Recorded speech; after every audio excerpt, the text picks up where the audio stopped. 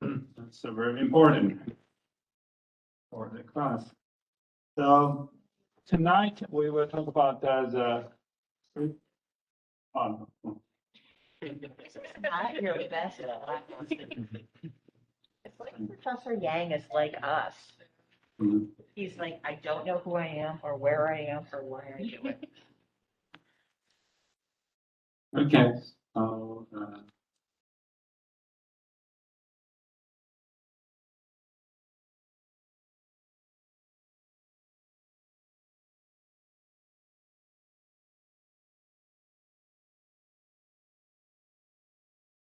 okay, so last time we talked about the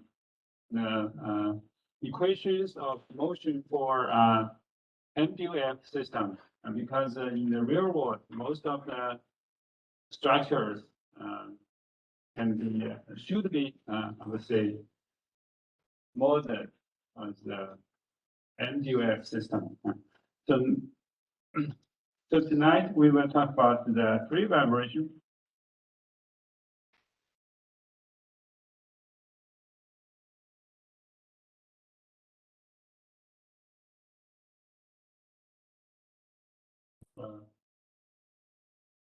MDOF system with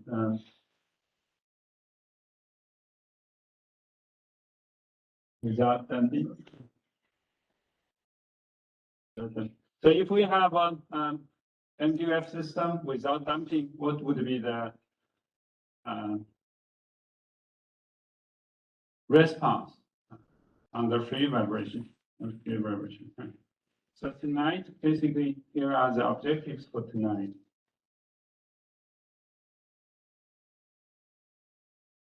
Number one, we need to define natural frequencies and mode shape.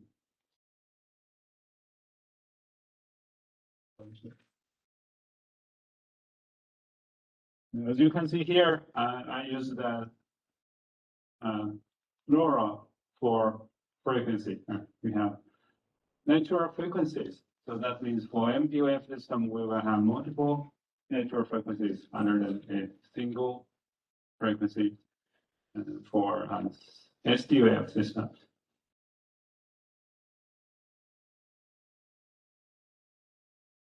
The one is identified.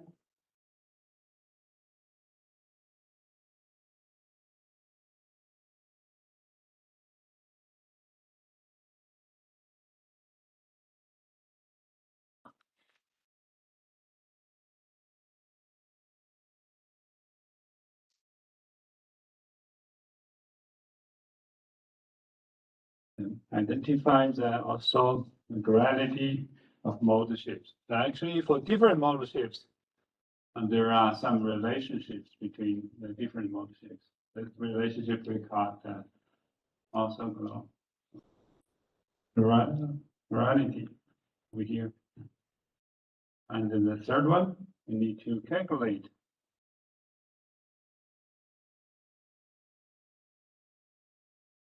the response. And the system.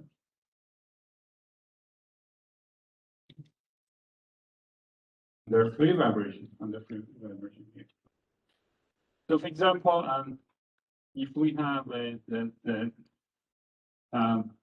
simplest case for MDOF system is if we have two masses and two springs. So, for example,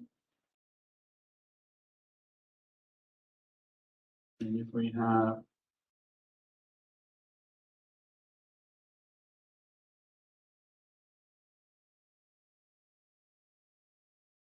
for 2 degree of freedom system,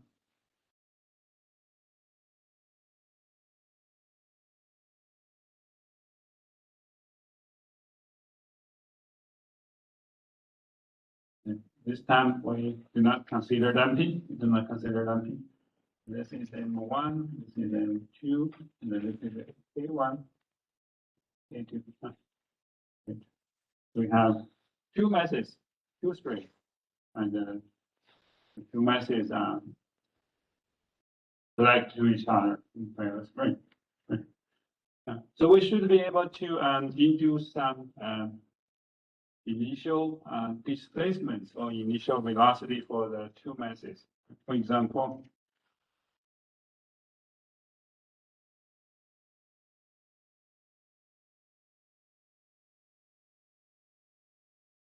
we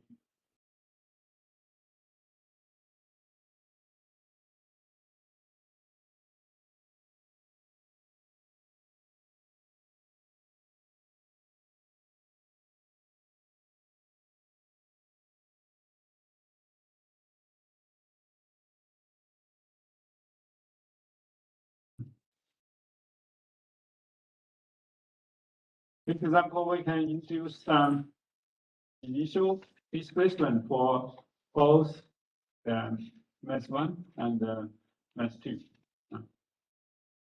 So we have two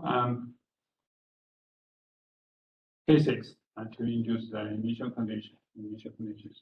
So now let's see what will happen for these two masses. So what will be the response of the two masses? So with this initial condition, we need to know what is the response for U1 and what is the response for U2. Right, U2. We can do some experiment this time. So I'm going to use MATLAB to do some experiment here.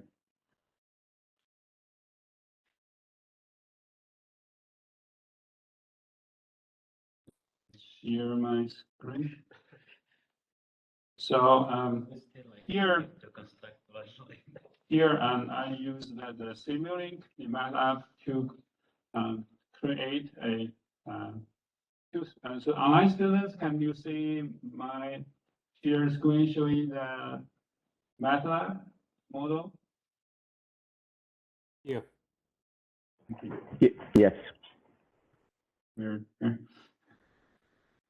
Okay, so as you can see here, we have one spring and one mass, and another spring on top of it, and another mass there, and so this is the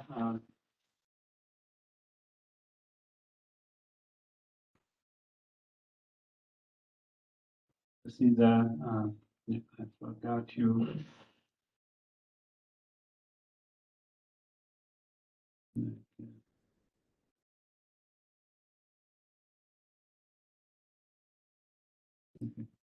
So now let's say, and there are two recorders for us to tell the response of the two masses here. So for example, we can open this window to show the displacement of the top mass.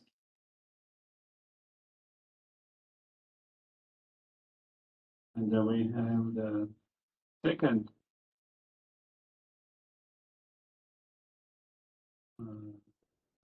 better to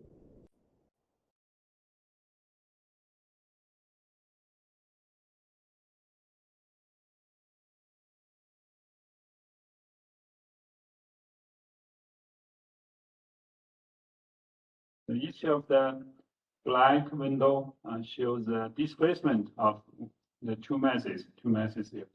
So we can we can input some initial values. As you can see here, the spring rate is equal to 1, so that means the spring constant for the top mass is equal to 1, and the mass value is also equal to 1.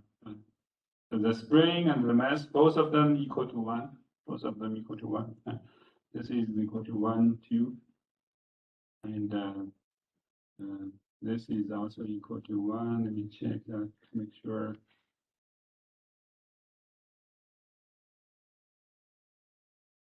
Everything is okay.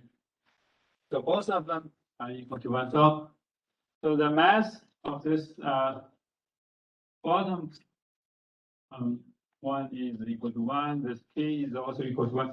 So you should be able to calculate the lateral frequency if it is a single degree of freedom system there. Right?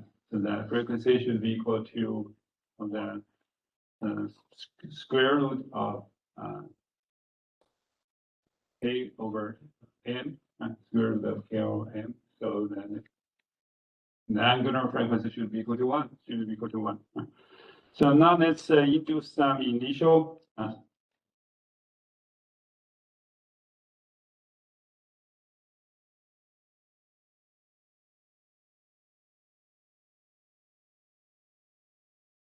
deformation. So both the top one and the bottom one, we induce some initial deformation equal to 1, equal to 1. So the initial condition is also equal to 1. We can run the analysis here.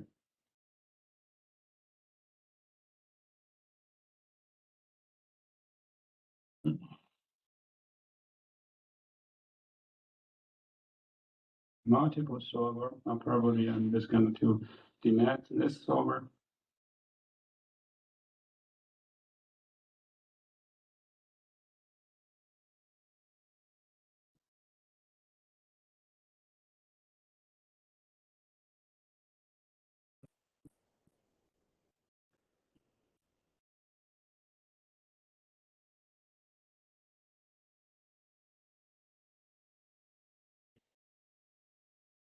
Was working this afternoon, but something wrong with maybe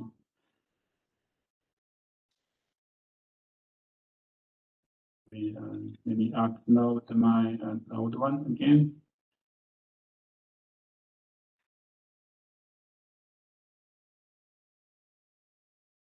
It's working this afternoon at 5 p.m.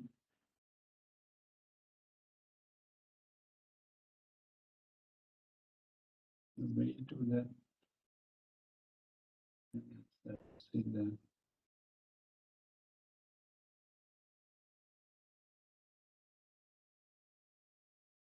And sometimes so we would like to know if we have the initial displacement for both mass equal to 1, we would like to know what would be the response here. So those two windows will give us the response. No.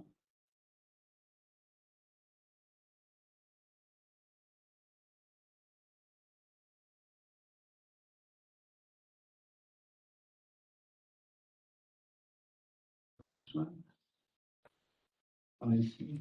Okay. Yeah. It's not showing us there's something wrong with the model over here.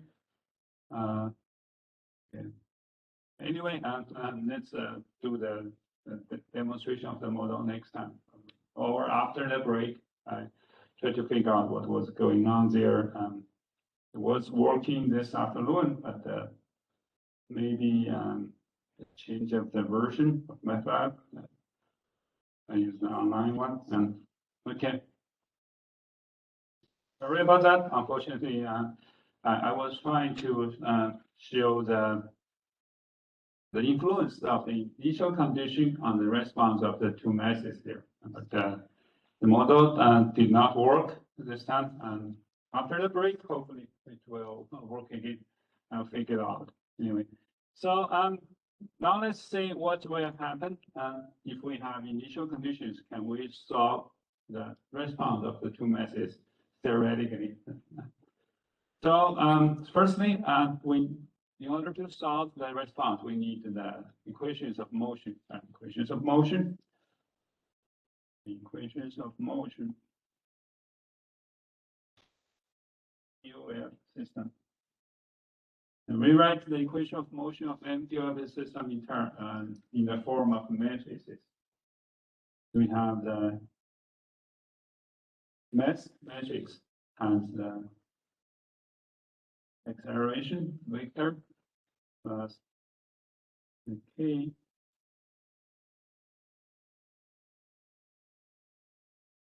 equal to 0, and when we talk about free vibration. And if you compare this equation with the equation of single degree of freedom system, you will see they are pretty similar. The only difference is for the MDOF system, we use matrices. For the SDOF, we use scalar values, scalar variables. This should be M.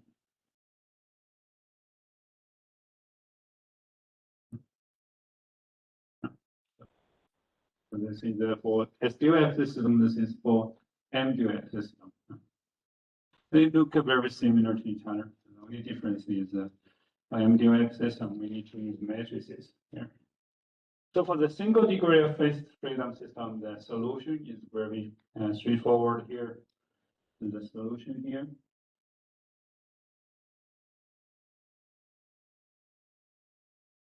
So the UT equal to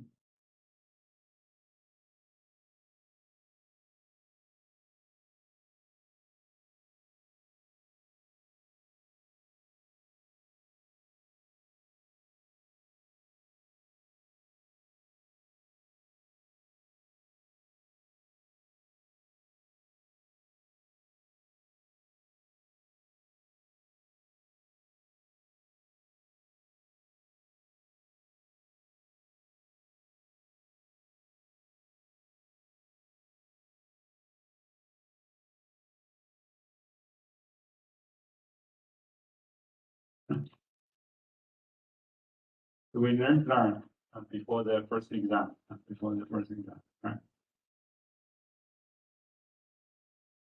So any questions up to here? So we try to, the reason why I wrote down the solutions to the SDOF system is because we are trying to find out the solution for the equation above. Since they have this very similar forms of there, we can assume the solution of the MDOF system would be very similar to the single degree of freedom system there.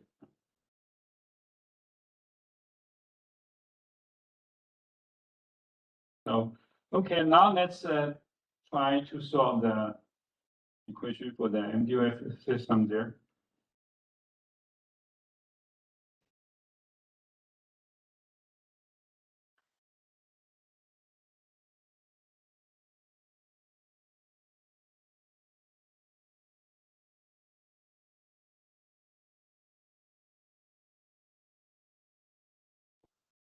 So we can assume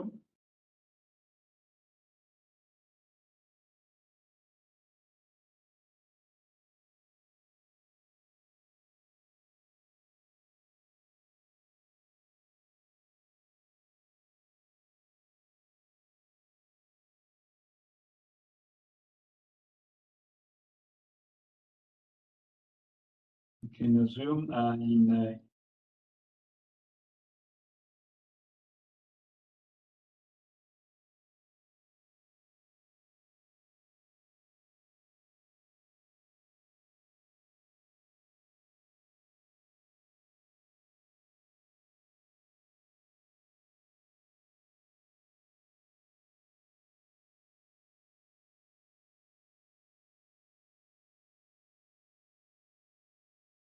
so we can assume that in the ice model shape, so the UT is equal to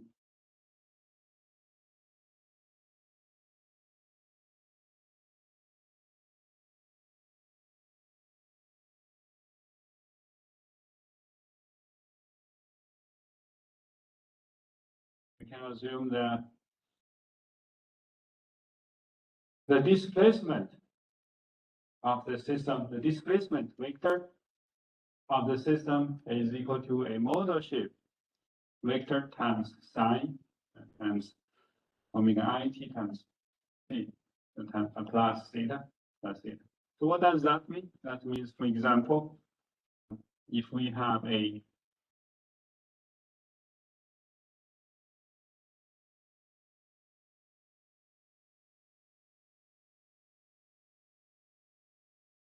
So we have two columns here.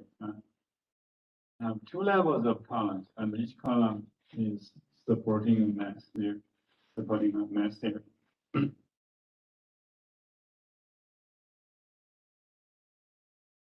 Is then one,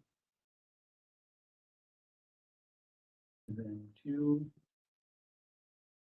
is equal to K1, is equal to K2, K2. Right. So when it vibrates,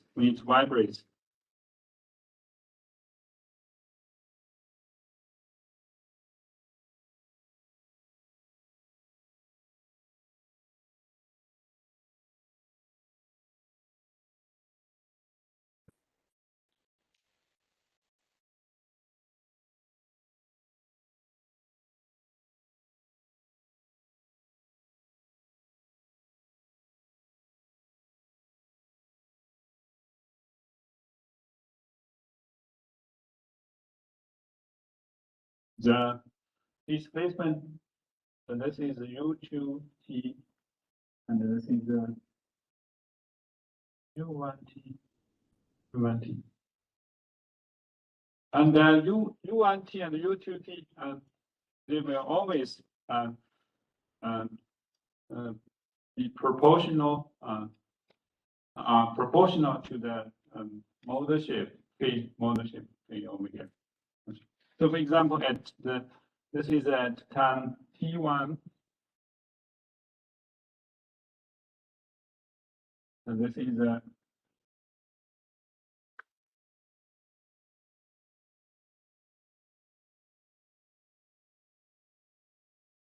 time T1.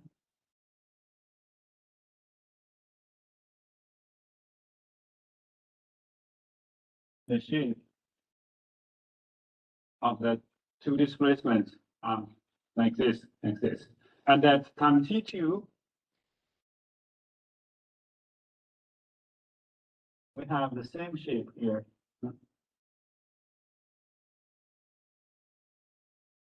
This is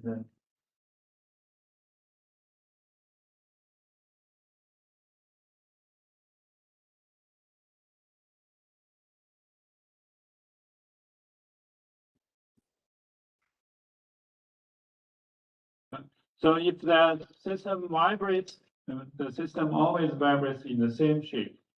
So that means that when it vibrates, the default shape of the structure is the same in this mode. So does this make sense? So when it vibrates, the deformation at the time T1 and deformation at time T2, they are proportional to each other. So for the both times, the deformed shape is similar to each other. The only difference between the deformations at time T1 and T2 is their amplitude. The amplitude is different.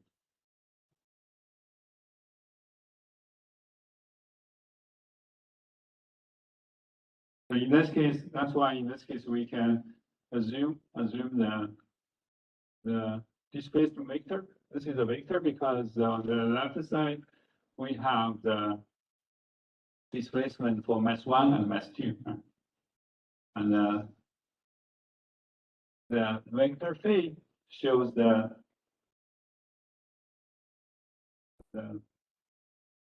fraction between U1 and U2. Well, this is the amplitude. So the amplitude of U1 and U2 varies with time, but the fraction of the ratio between U1 and U2 is a constant number. So that's how we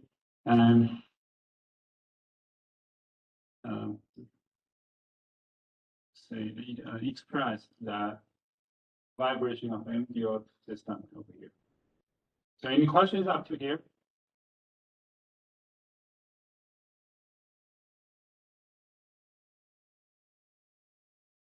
If the MATLAB model had worked, it would help for you to for you better understand the concept over here. But let's see after the break whether I can fix the next MATLAB model. So this is how we express the vibration of the MDOF system in terms of vectors.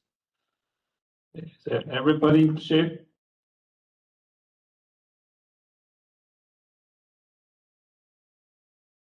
So this is a so because for MDOF system, we need to solve U1 and U2 simultaneously. Right? So the easier way to save in order to either fast to find out the solution, we need to assume that there is a relation between U1 and U2. So we can assume the relation between U1 and U2 is independent of time. So it's not a time variable. So the phi is independent of time, independent. So here, that's why we call the phi.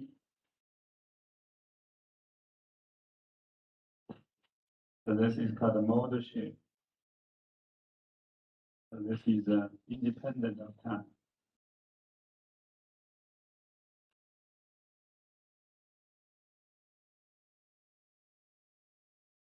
Only in this way we can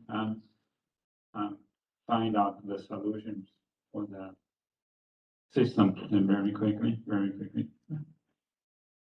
And where the omega I is called the frequency of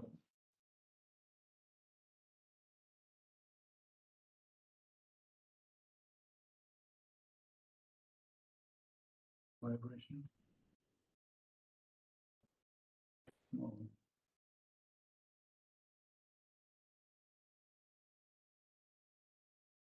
And the theta,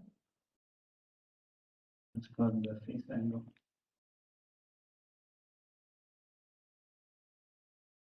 That's the same theta that we used for the single degree of freedom system.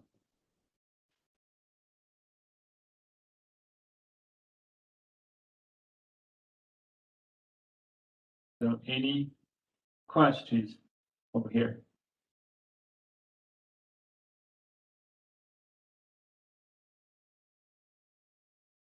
Okay, so if no any questions, we can, we have already expressed the displacements in terms of the modal shape that is independent of time and the amplitude function that is a function of time. So we can find out the velocity and the acceleration now. Right?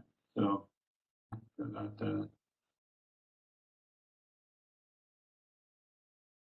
the velocity vector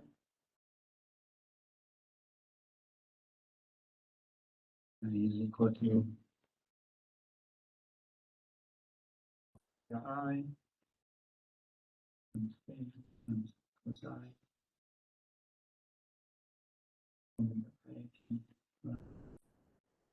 theta.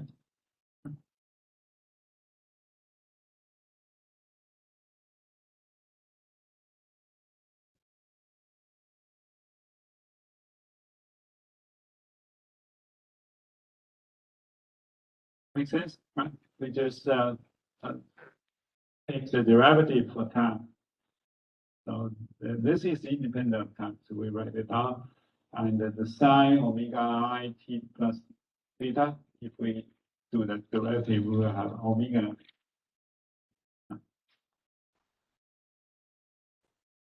And similarly, we should have the acceleration here.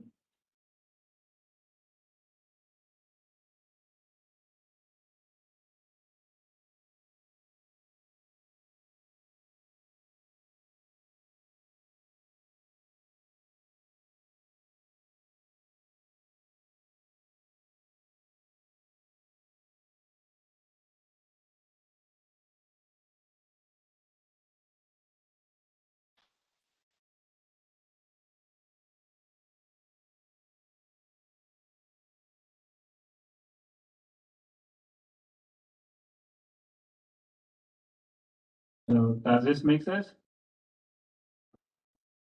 So now let me give you some more examples of modal shift.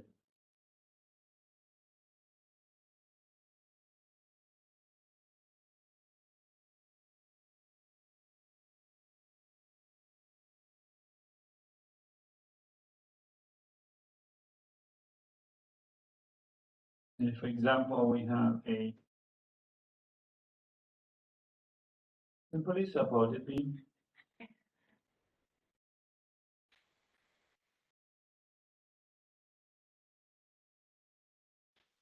If we have a simply supported beam, so the simply supported beam, if we induce some initial conditions, for example, if we put some distributed forces, and those forces varies with time. So that the beam we have some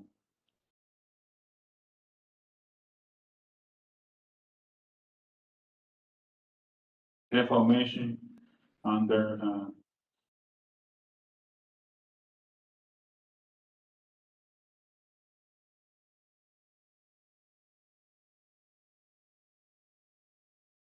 so this is the UT.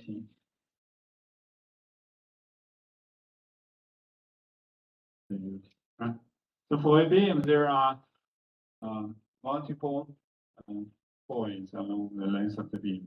So the vibration of the beam would be very complex. But if we use the concept of the modal shift, there will be multiple modal shifts. For example, the first modal shift is where we have the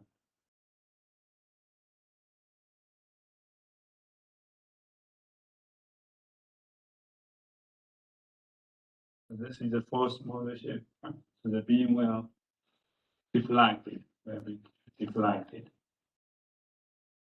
Let me use different colors here. Show the modal shift anyway. So this is the modal shift one.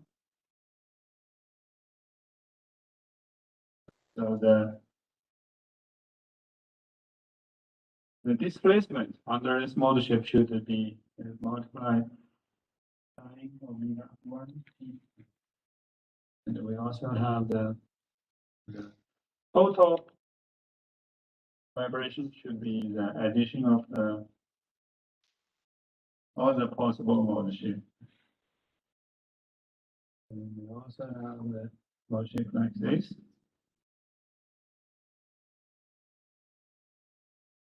Is the B2.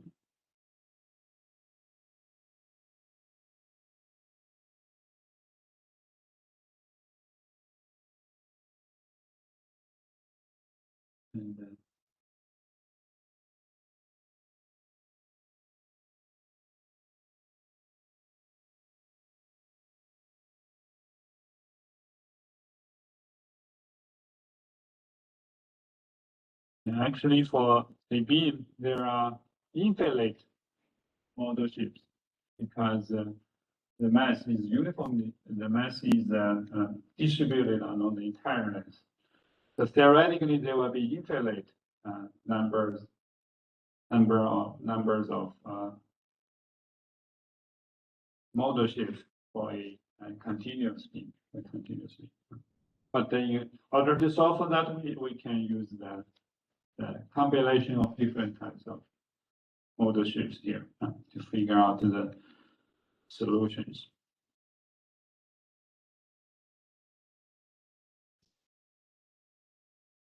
So that this makes sense. So the real vibration of the system should be the combination of different modal shifts.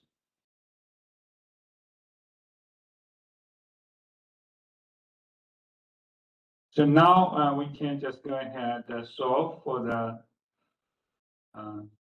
free vibration problem. We should solve for that.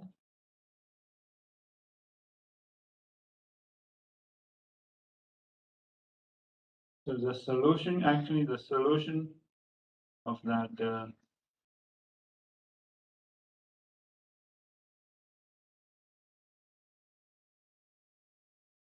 equation of motion for MDOF system. We actually that's generalized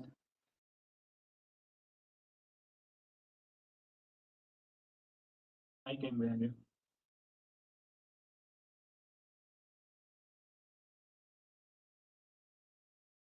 Eigenvalue problem.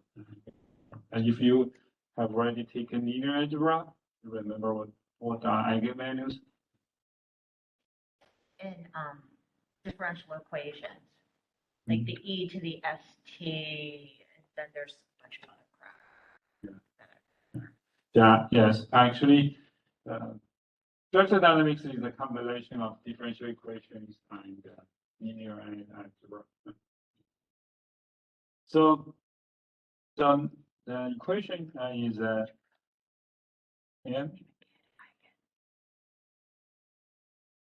We have the free vibration equation is equal to 0 here, and we have already derived. We have already expressed the displacement and the accelerations in terms of the modal shape and the time function, so that we should be able to have the M times minus omega I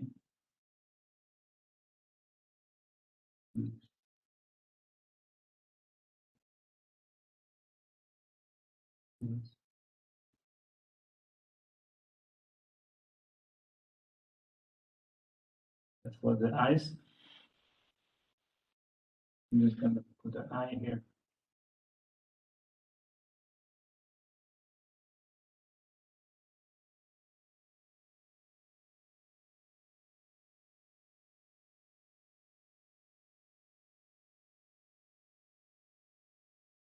Okay?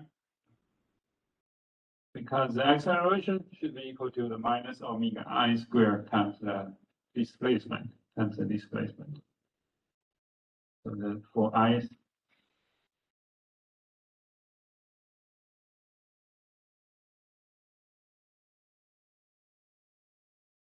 minus modal shape. So this is equal to 0. That's equal to 0. So now let's go ahead substitute the UI. We can have the minus omega I squared. Yeah. And the modal shape I omega I t plus theta. And the C and theta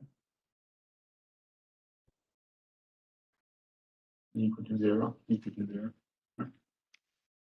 Because we have already assumed that displacement is equal to the modal shape times sine omega I t plus theta.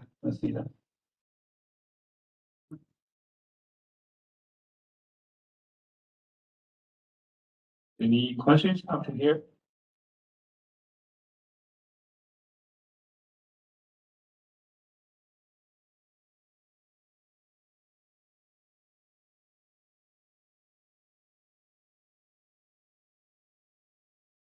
Okay, so we combine the sine omega t together so that we can have the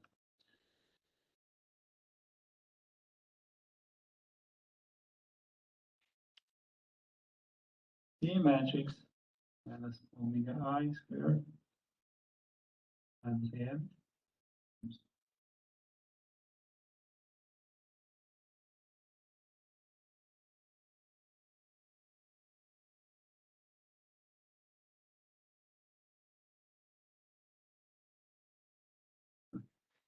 So this is a controlling equation.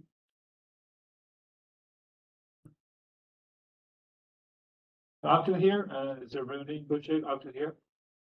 Nothing fancy here, just basic mathematics, right? Just in the forms of in the form of matrices.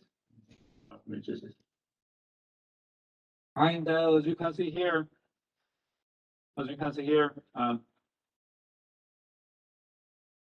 this term is a constant. This is a constant.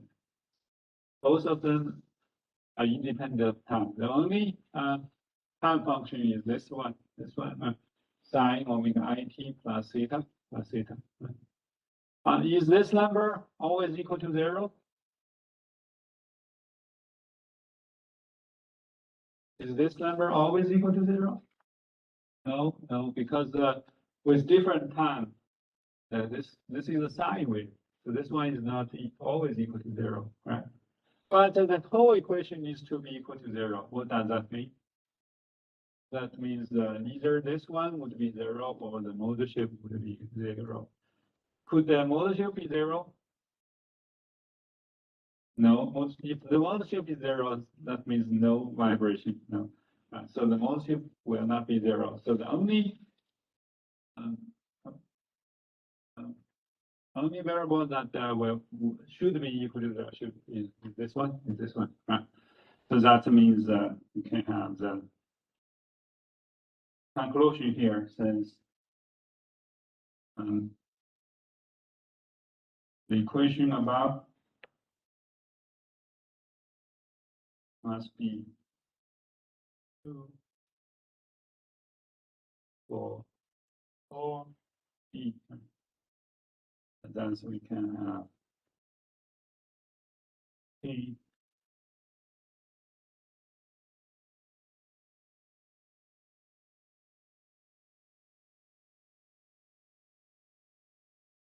and the mothership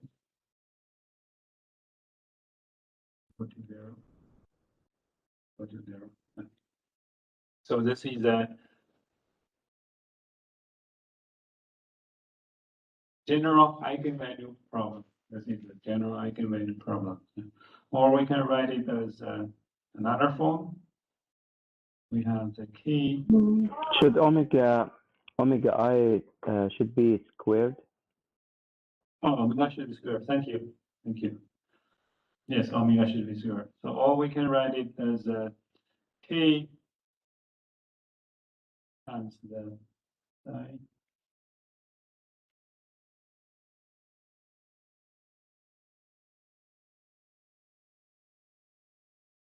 So this is the typical eigenvalue problem.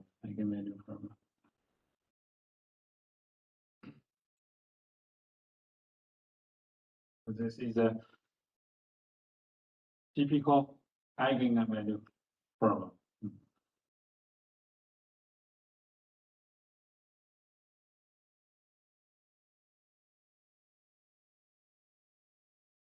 So any questions up to here? So we have already changed so the solution of the equations of motion is dependent on the solution of the eigenvalue problem showing over here. And where the omega I squared, that is the eigenvalues, where the phase, the eigenvectors.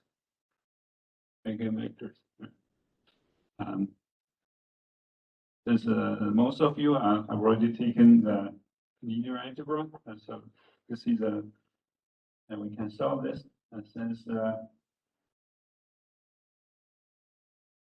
we have that equal to 0, so that means the determinant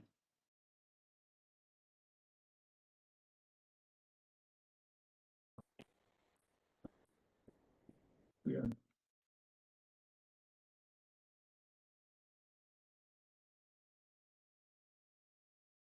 should be equal to 0. That should be equal to 0.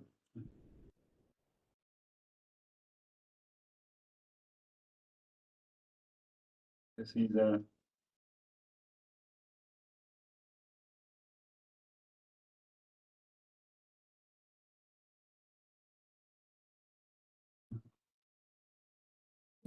correct.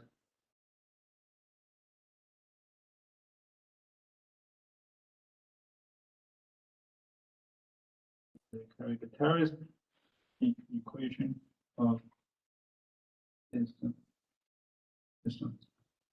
And this equation should be a polynomial.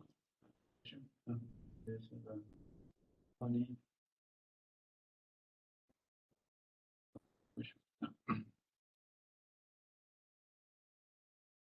So the solution of this equation will be the number of the solutions to this equation will be equal to n. So that means if n, we have n degrees of freedom system.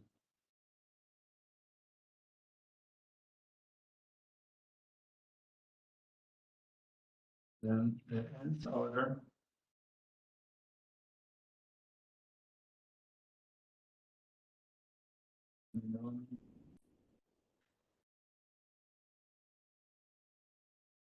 the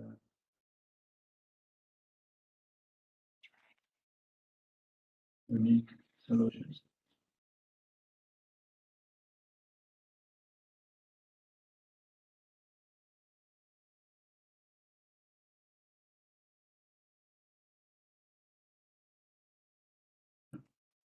So for this equation, we will have the total number of solutions equal to n, equal the total number of degrees of freedom equal to n. So that means the natural frequency, we will have the total number of natural frequencies equal to n, equal to n. So for example, if you have two masses, that means you will have two natural frequencies. So that's a major difference between the single degree and the MDOF system.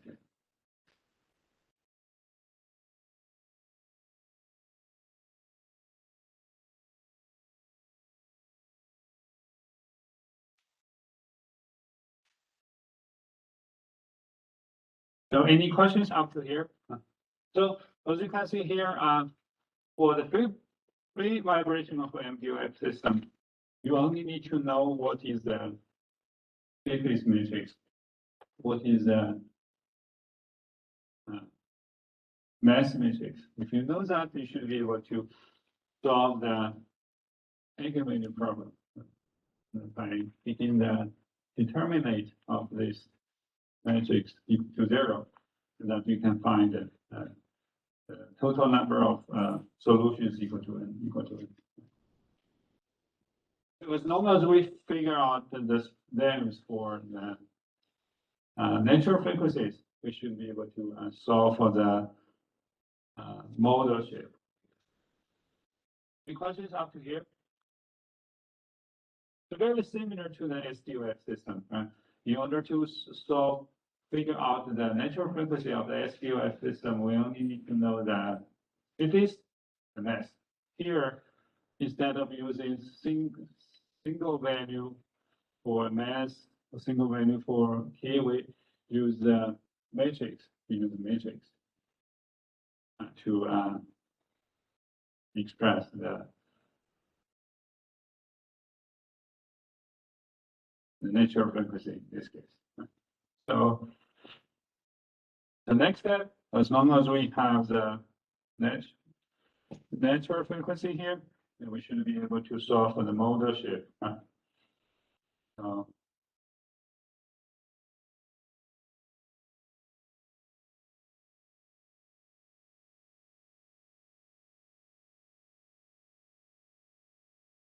So for a given omega I, we should be able to solve minus omega I squared times n t is equal to 0. We should be able to solve the psi I. And we solve for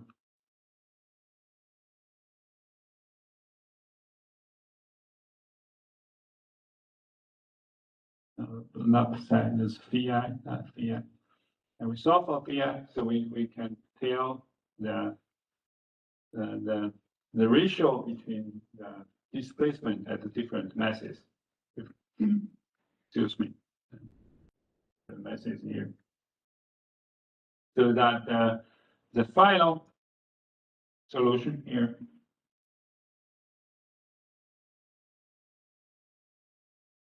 And so that the total displacement for different masses, we express that UT. It can be written as the summation of all the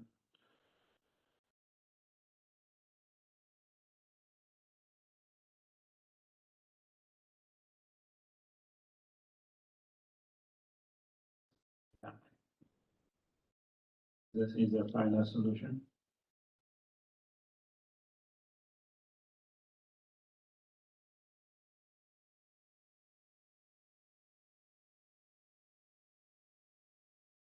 So as you can see here, initially we break the displacement at different masses into different model shapes, and then we combine all the model shapes to find out the total displacement at the different masses.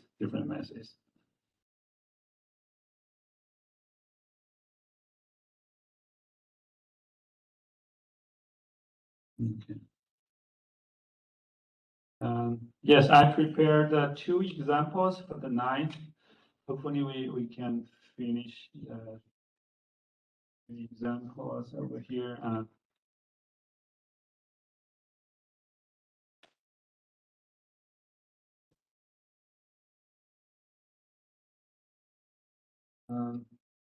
Okay, so now let's work on the first example first to find out the natural frequencies. Personally, example 1.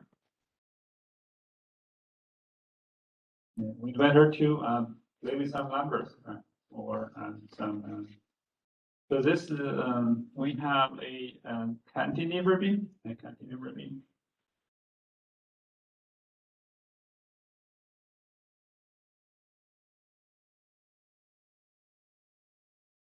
So this is a cantilever beam, and the mass of the cantilever beam is numbed at the in the middle of the beam, and the free end of the beam is numbed there, so that we can have the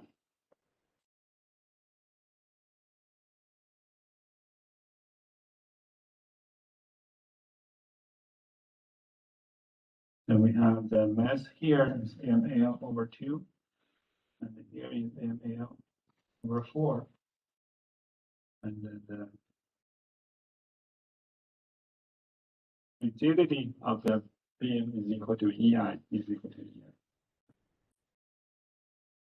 So we are required to determine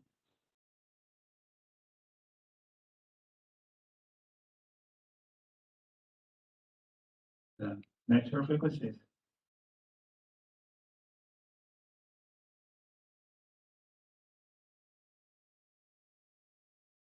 And modes of vibration of the system.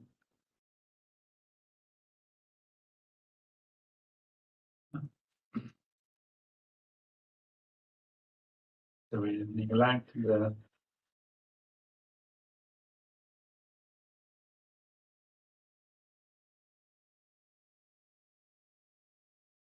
horizontal displacement. We just neglect the horizontal displacement of the beam. We only consider the vertical displacement. How many degrees of freedom are there for this problem? 2. Yes. We have only 2 masses, and each of the mass can only move in a vertical direction. So we have only 2 degrees of freedom system. So this is we call this is U2, and then this is U1, and this is U1. And we are given the mass matrix. And,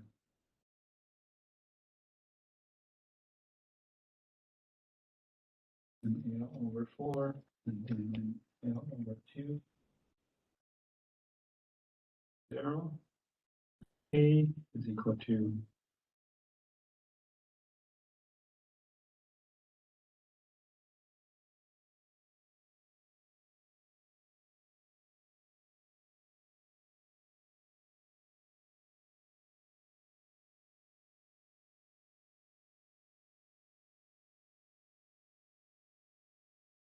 so the mass matrix and the stiffness matrix are given to you.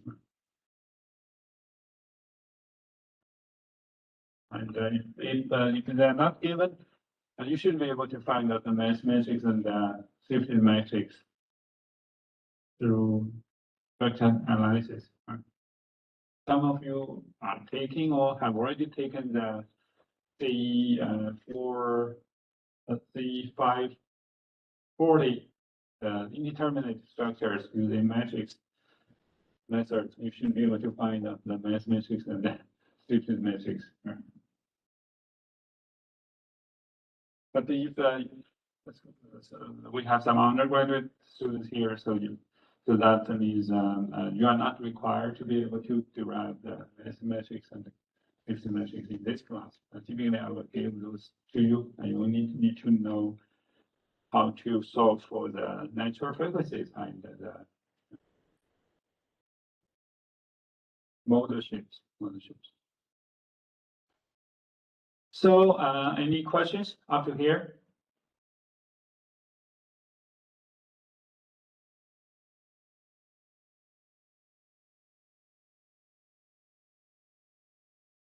No, any questions? First thing, let's solve for the natural frequency, and after that, we will have a short break and continue on how to solve for the modal shift. So for the solution here. So in order to find out the natural frequency, we just need to find out that the matrix. We have the K minus omega n. Just write down the matrix here. So K minus omega square times the mass matrix. Okay, remember everything will be in matrix. So we have this is the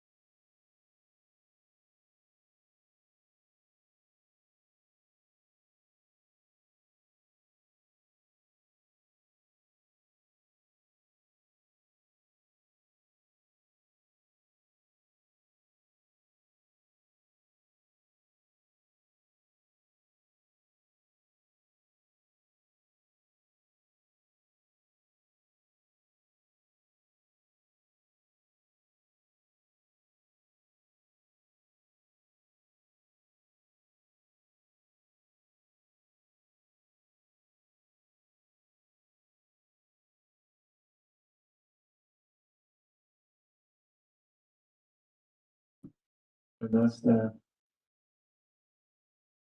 matrix.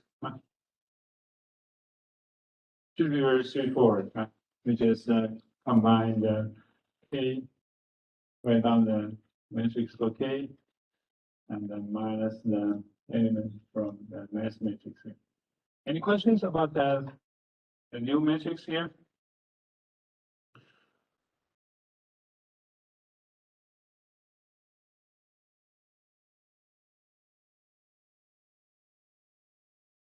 I would say no fancy linear algebra here so far. I'm just very big.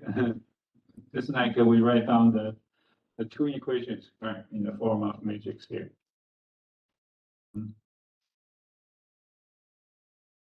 Any questions up to here?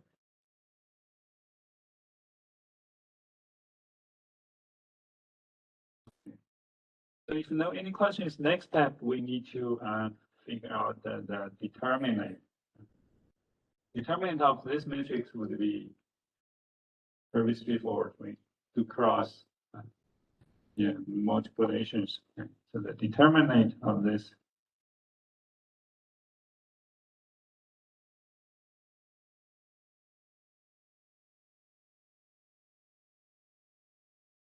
should be equal to have so many symbols here. So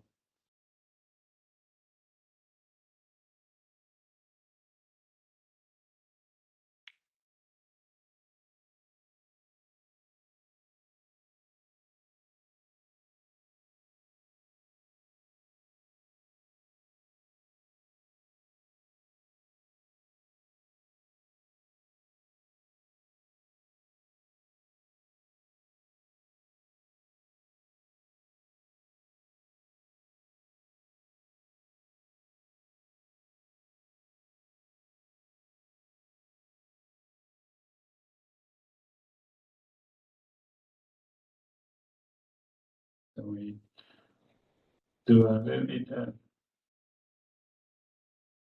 If you do a quick calculation, you should be able to get that.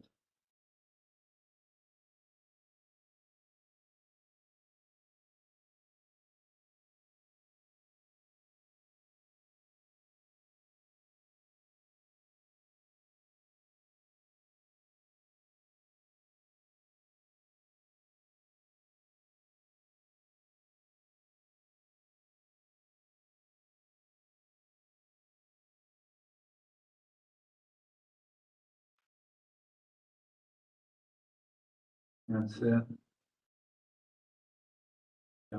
we do a little bit simplification and write this formula in terms of omega square,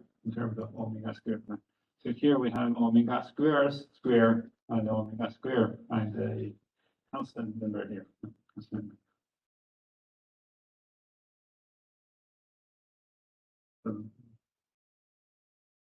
Nothing fancy here, just be a little bit patient here. So many symbols here. Yeah, so many symbols here. Nothing fancy.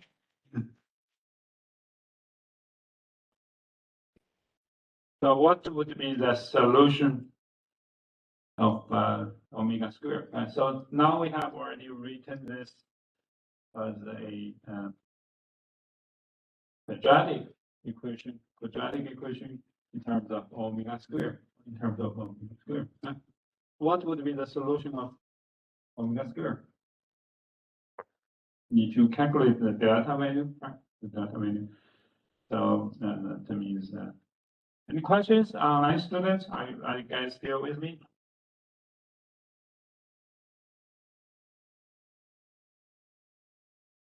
It might be easy to get lost. Yeah, we're here. That's okay. Still with me? No questions. Questions? Are you still in good shape? So once again, okay. So next time we just solve for omega square. So we have the omega square. We have omega square here. We just solve for omega square. Remember, the goal here is to find out the natural frequency. So the natural frequency is omega. We need to solve for omega. So the other numbers, they are constant numbers. If the beam is given to you, So next step, we solve for omega square.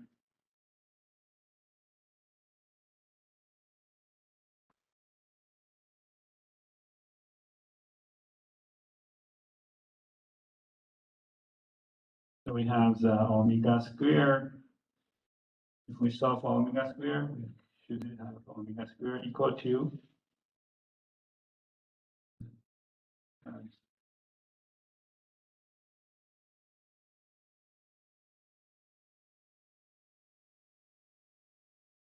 you will have a lot of fun when you do a homework problem similar like this. Yeah.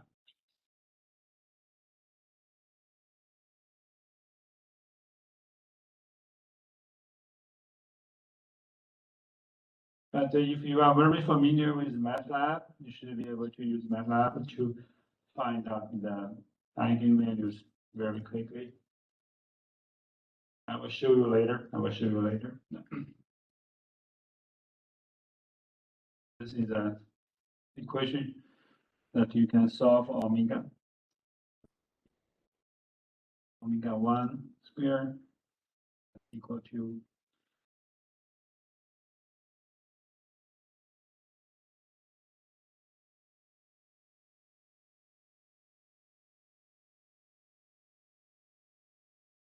and omega 2 square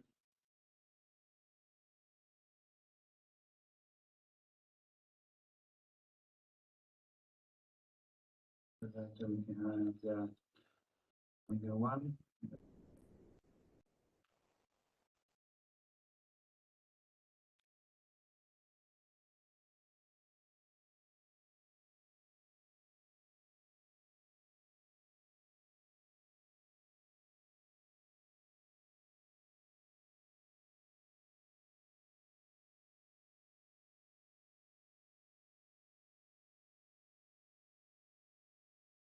so that's the natural frequency. That's the natural frequency.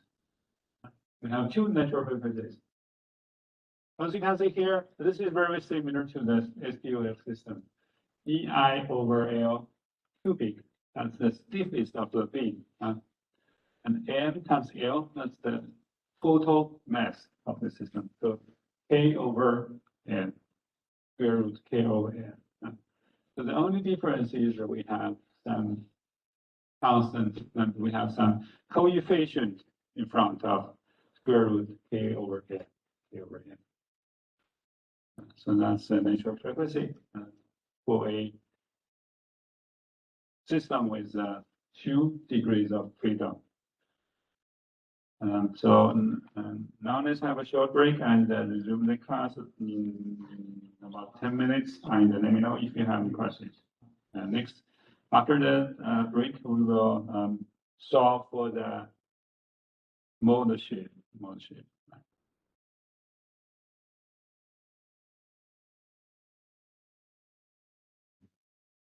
So, are there any questions regarding the calculation of natural frequencies? Given the stiffness matrix and the mass matrix, calculating the natural frequencies by hand calculation involves a little bit math, but I would say fundamental math. And if some of you are familiar with the MATLAB, you can use the MATLAB to very quickly to solve for the natural frequencies and the model shapes. But I will show you later after we are done with the calculation of the model shapes. So as long as we have the natural frequencies, we can solve for the model shapes. So for example, for omega 1 here and equal to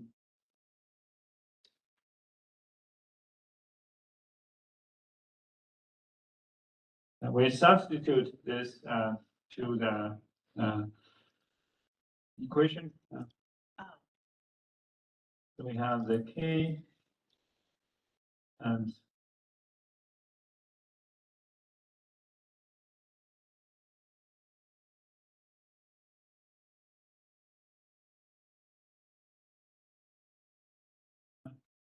so for the first model shape, we should have this equation.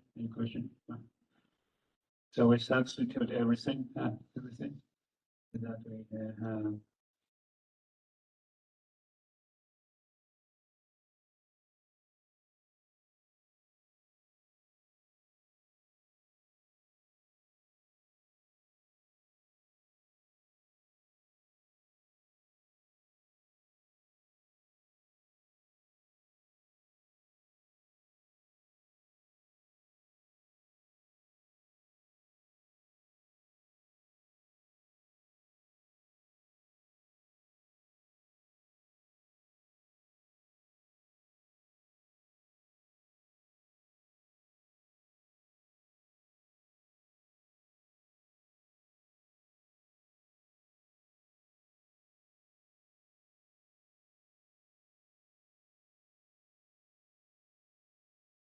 So we move everything on the left side, so the right side will become 0, will become 0. So does this make sense? Just substitute the matrix and the natural frequency we have already, the square of that natural frequency we have already solved. That is the eigenvalue. That is the eigenvalue. So now we combine them together so that we can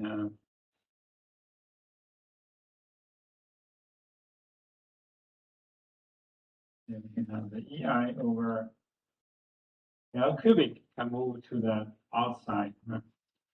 The times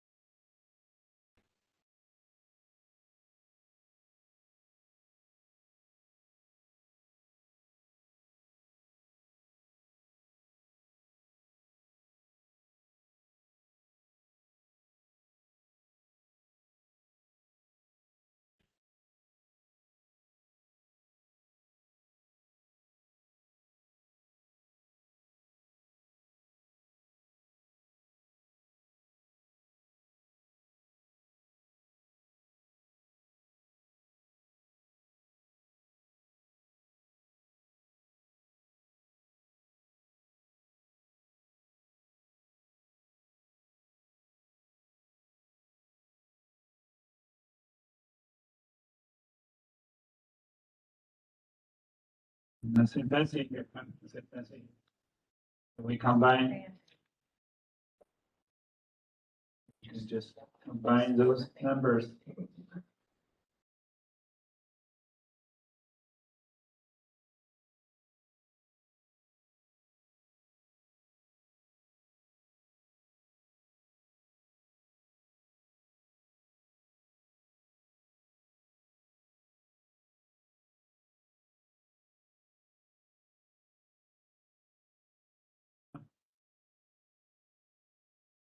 So now we use the modal shift. Right? So the mode factor for mass 1 in modal shift 1, and then the mode factor in modal shift 2. The modal shift 1 for mass 2, that should be equal to 0. Both of them should be equal to 0. Now we break the vectors into elements of the vectors.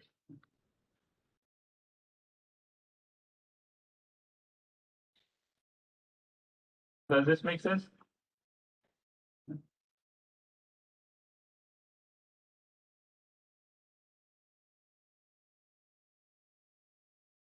So remember, the modal shift is only for us to tell the ratio between the displacement of mass 1 and mass 2, so that we can fix the number for phi11 equal to 1.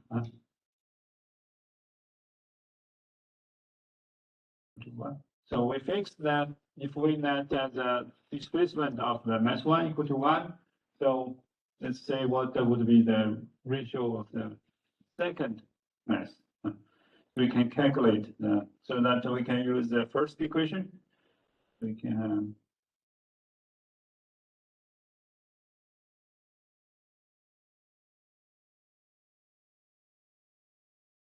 equal to 0.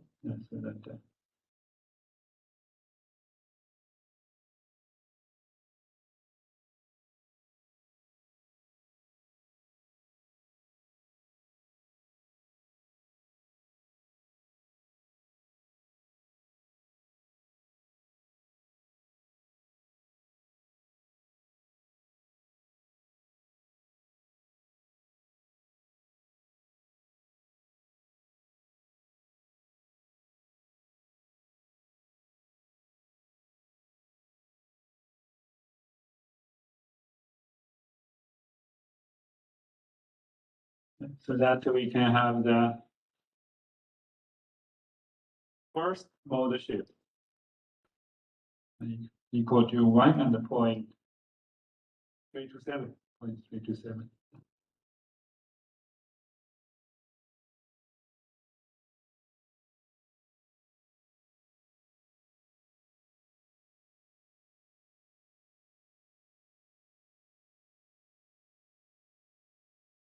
So any questions up to here? So what does this mean? What does this mean? That means if we have the initial, remember we have a cantilever beam. Have the cantilever beam.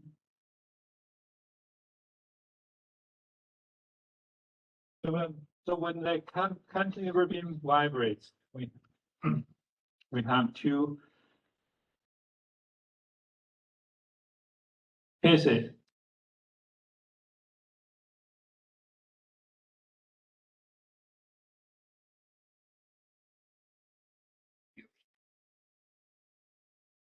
So when it vibrates, if the displacement here equal to 1, the displacement here is equal to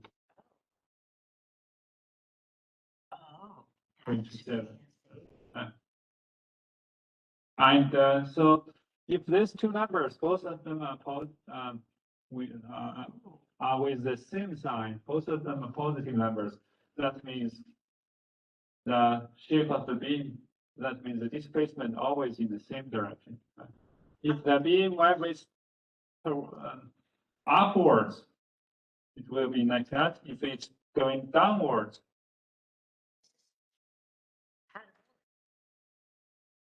and this is also equal to 1, and so that's this model shape tells us the deformed of the shape under the force mode vibration, under force mode vibration. Okay, you're wrong. That is fancy and kind of awesome. That's way It's better fancy. than the compatibility equation. Oh, yeah. I'm glad to hear that. Thank you. That's the best. This is better. So any questions, online students?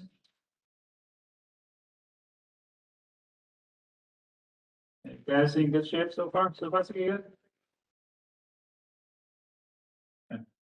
So the model shape is very important for us to tell the shape of the beam under vibration. Under vibration. So it can help us to determine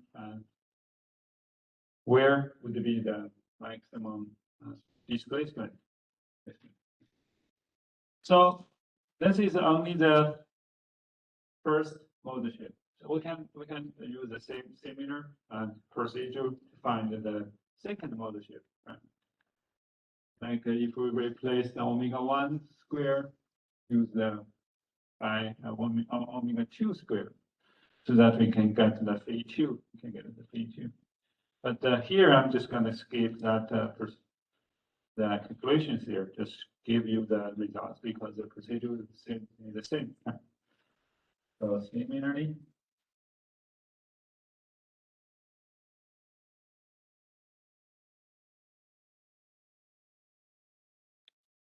Yeah. So similarly, and we have the phi2 is equal to, and we always fix the displacement of the first mass equal to 1, so that we can calculate the second one minus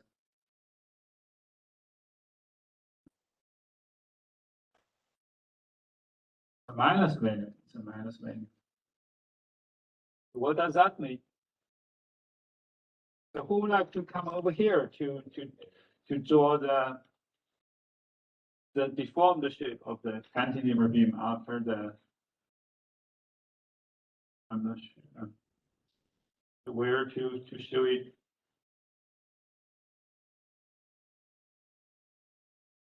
I'm not sure whether the online students can Okay, who would like to come over here to show the deformed shape? For example, we have this is so for example, this is the middle factor. This is the mass two. This is the mass one. So for mode shape two, how will the deformed shape of the spin in mode two be like in this case? Think about that. If you have the blank paper, please try that. Personally, I'm gonna have you to try that yourself. Few seconds, and later on I will invite one of you to share with us your thoughts here. Online students, you can do the same. You can do the same. Please think about how will the deformed shape of the spin be like if we have the model shape given here. The mode factor for mass 1 equal to 1, for 2 is minus 1.527.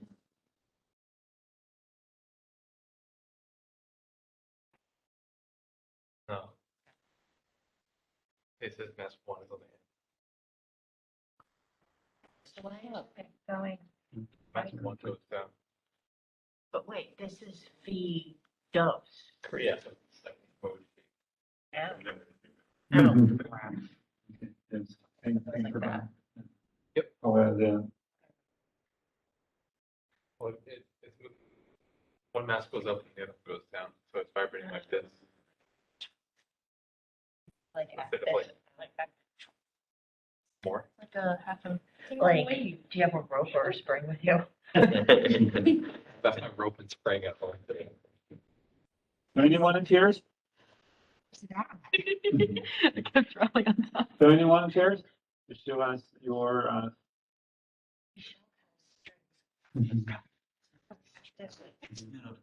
Mine is right out like upside down. can we show you on the try? Yeah. Yeah.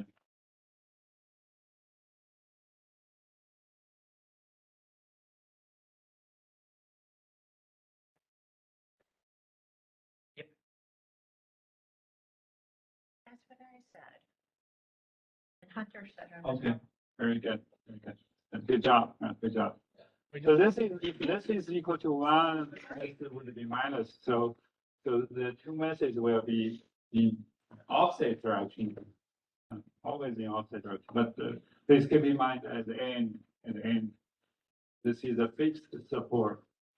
So you may want to. There will be no rotation there, and there will be no rotation here. I'm a little bit picky here, but yeah, very good job, very good job. Becky, it's fancy. So that's that means for the mode shape 2.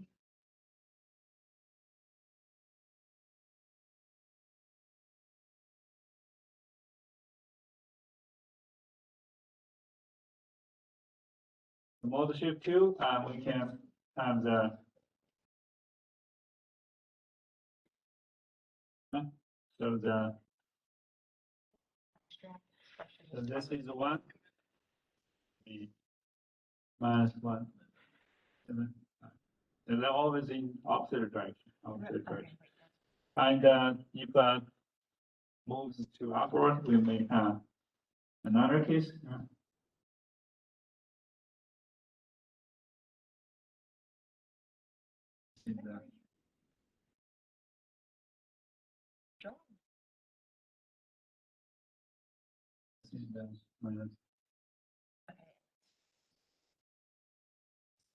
Interesting. It's interesting. So one of them's always one. Yeah, so we always fix the one of them as one. You can either fix the first one as one or fix the second one as one. That doesn't matter because only matters is the relative value. Both of them are relative values.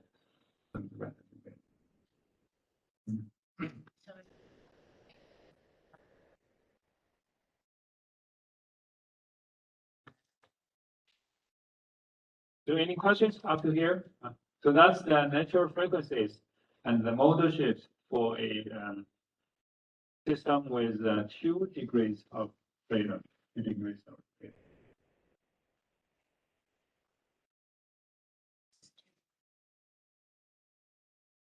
Great.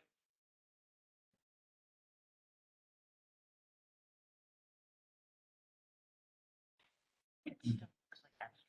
Okay. If there are any other questions, we will talk about some very interesting phenomenon for the MDOF system. So that's about the also validity of the models of the modes the different modes. Phenomenon. So all validity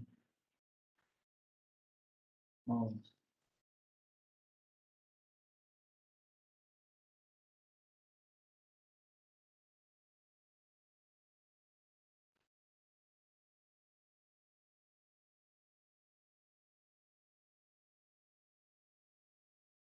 So here is the derivation here and derivation here.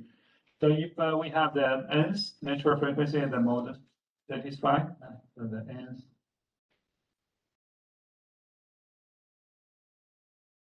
natural frequency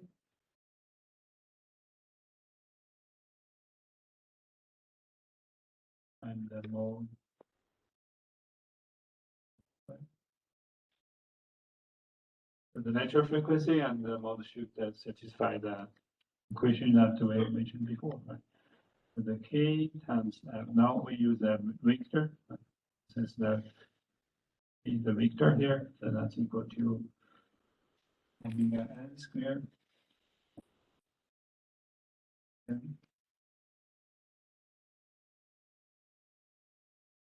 So we always have this relation between the natural frequency and the mode shifts. So, any questions up to here?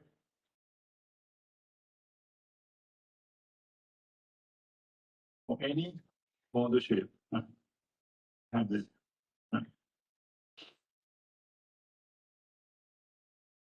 So now we consider 2 frequencies. So when omega r is not equal to omega n nor d.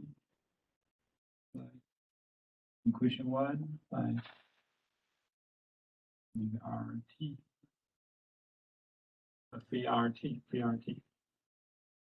What does t? That's the transpose of the vector, transpose of the vector.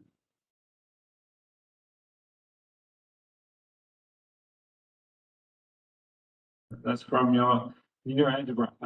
Yes. Which is the equation 1? This is the equation 1. Oh, okay. Yeah, yeah. So that we can have the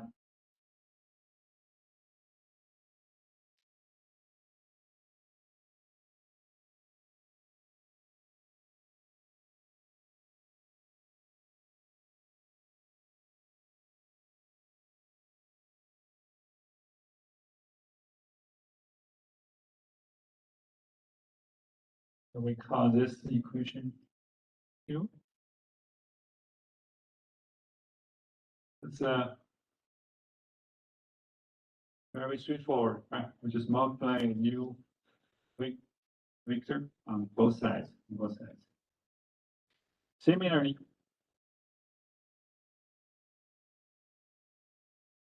we can multiply the transpose of the phi n on the equation of phi r.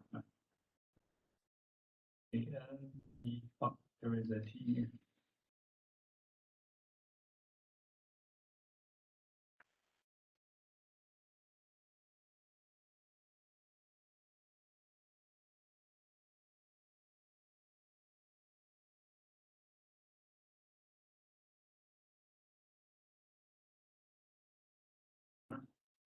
So we call this equation 3.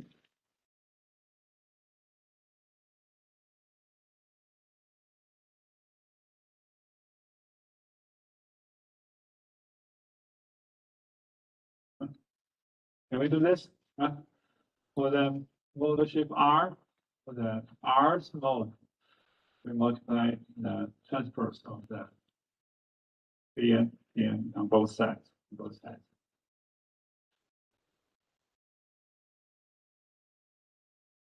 So now we take the transpose for the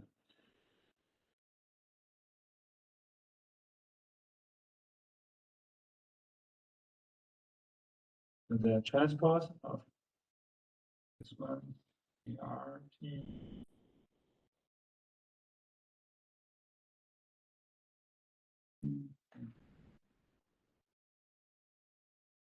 We can take the transpose. Right? Can we find out the transpose of this matrix? So this is a matrix. Right? So that should be equal to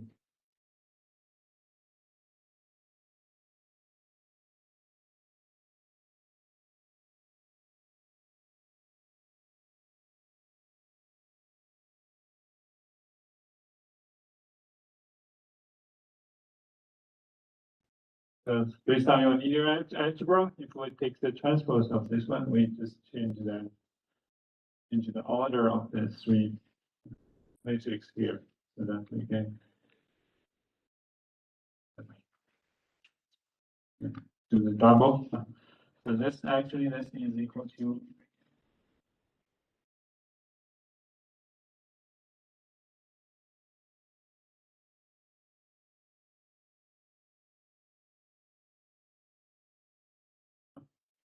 do you agree with me? So the transpose of K equal to K, because K is a symmetric.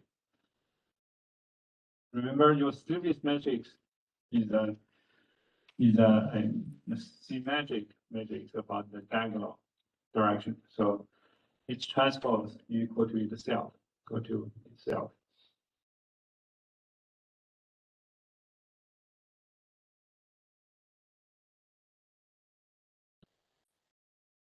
And we do another transpose.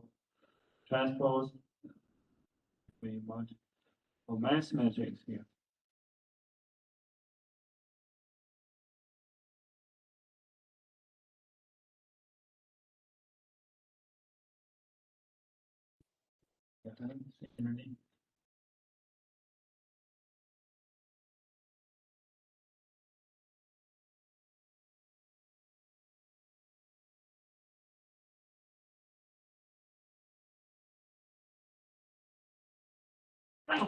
Excuse me.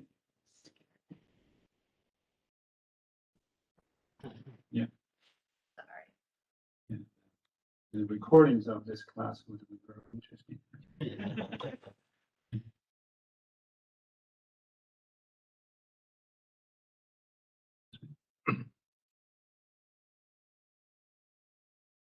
So does this make sense?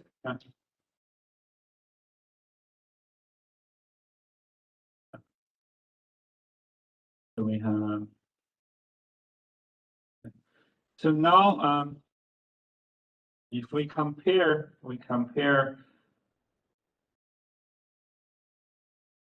the equation with equation 3, so that we can get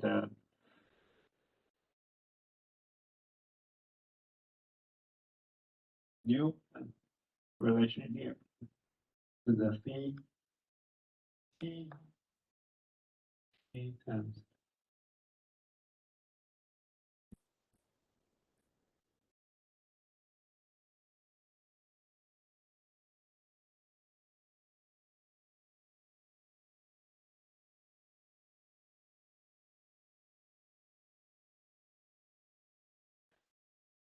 so that means we can replace. We call this equation 4.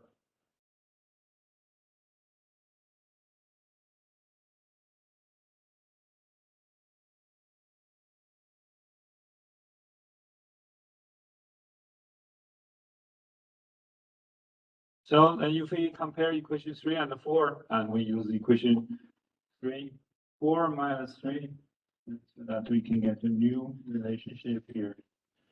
that's called omega n square minus omega r squared.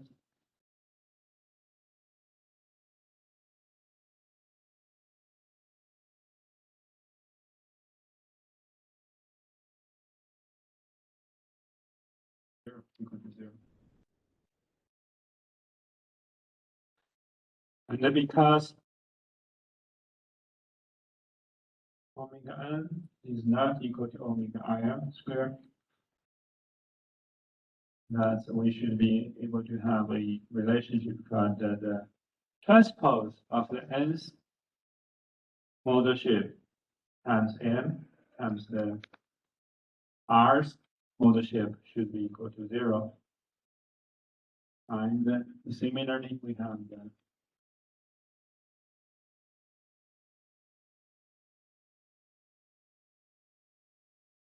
r's transpose times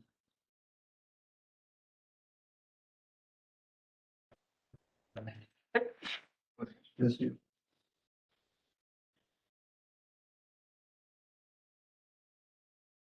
Times k times also equal to 0, also equal to 0. And these two relations called the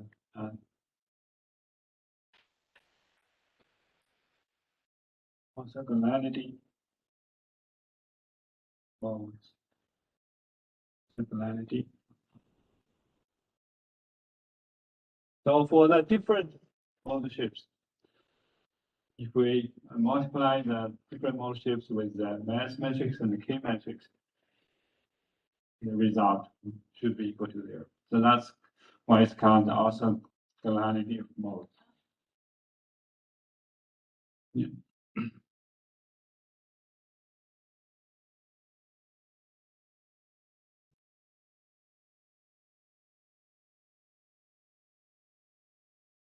R subscript. R, that's the R's mode. For example, if there are two modes here, n may be equal to 1, r may be equal to 2. It just means this modal shape is different from this modal shape. They are two different modal shapes, two different modal shapes. So for any, if you have a system with 3 degrees of freedom over here, n may be equal to 1, r may be equal to 3, or n may be equal to 2, r may be equal to 3. So if you consider a couple of either any two modes over here, you will have this two equations over here. If you don't believe me, we can verify. I believe you. We can verify by the number of example 1. Example 1. Believe you. We check the example 1. Example 1. Thank you. But We try.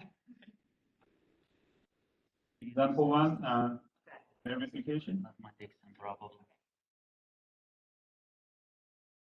of mode. And I believe you. And then look at the it's not. Remember what is we have the phi 1 equal to 1 and what is we can say phi 2 equal to 1 minus. We can verify the transpose of the phi 1 times the m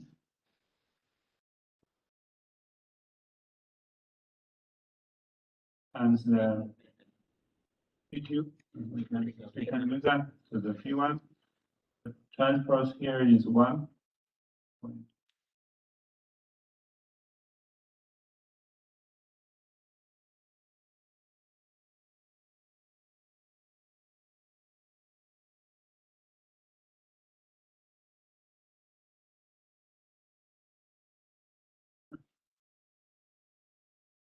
We can have the 4.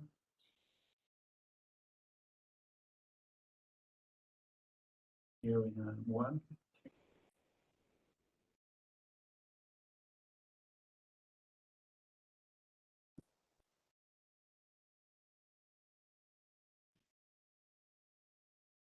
We can multiply this vector with this matrix.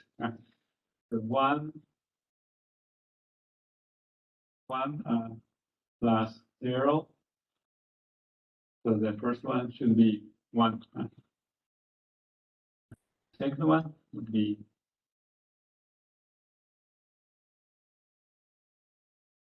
1.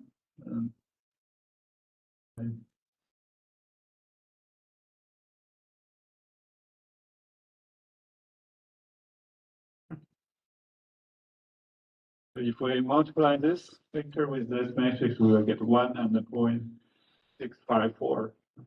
And then we multiply this vector with that vector.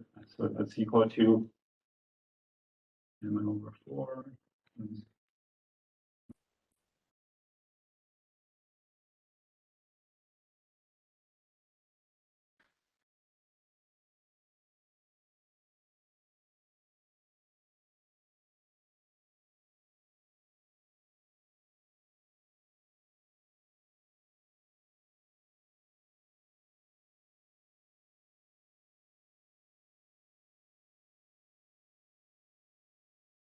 No, it's very close to 0, very close to it. So this number is very close to 0, and this number is very close to 0.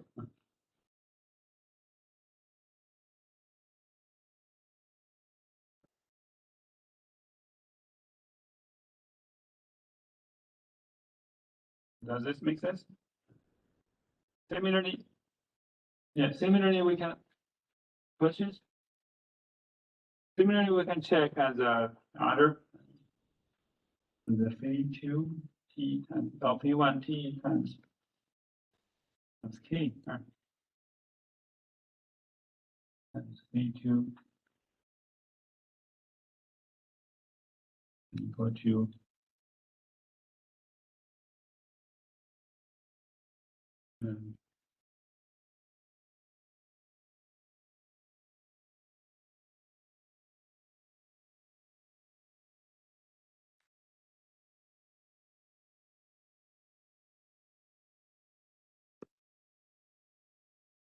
we can have the same.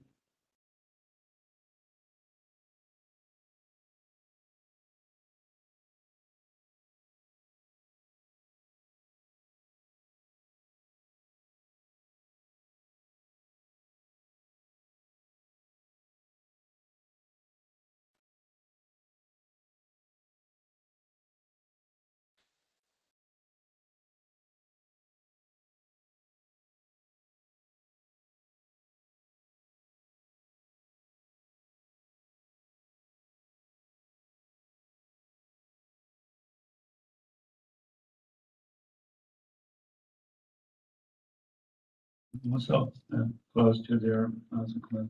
Because this vector, both vectors are approaching to 0, approaching to 0. There are some minor errors there, but if you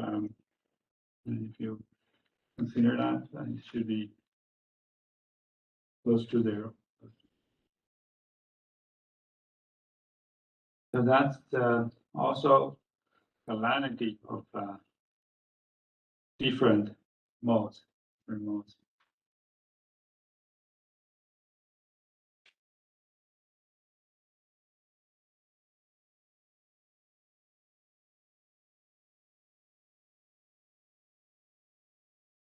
So any questions up to here? So up to here, we are only we have only discussed about the natural frequency as well as model shifts. We have discussed now how to calculate the total response of the system. Right? So we need to figure out a way to calculate the total system here.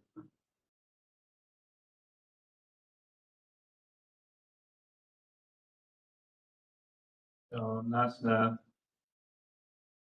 final solution here. Solution.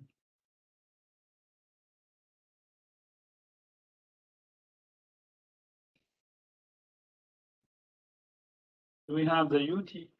Remember the UT here, that's a vector because the UT is composed of different displacement and different masses, different degree of freedom, different freedoms. So for example, we have the total number of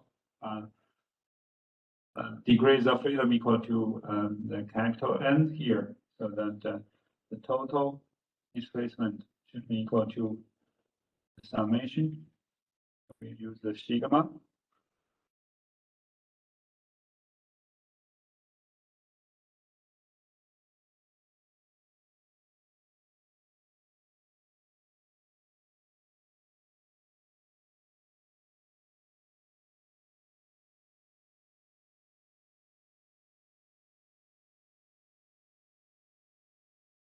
So the total displacement would be equal to that. So the total displacement should be equal to the modal shift times the sine wave, nth model, and we do the sigma. We combine them together. So similarly, the velocity should be equal to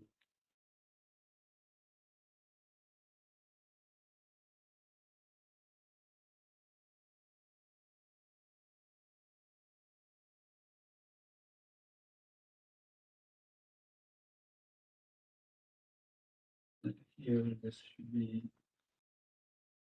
linear.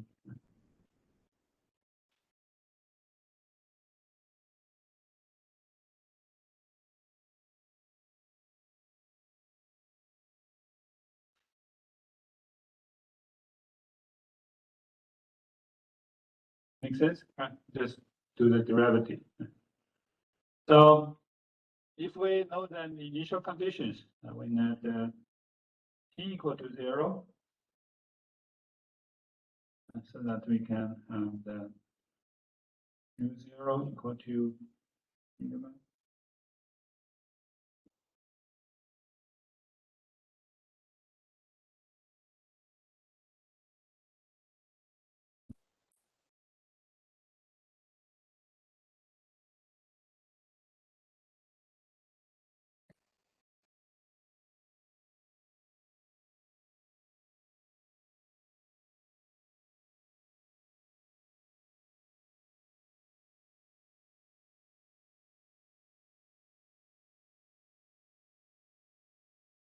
Right.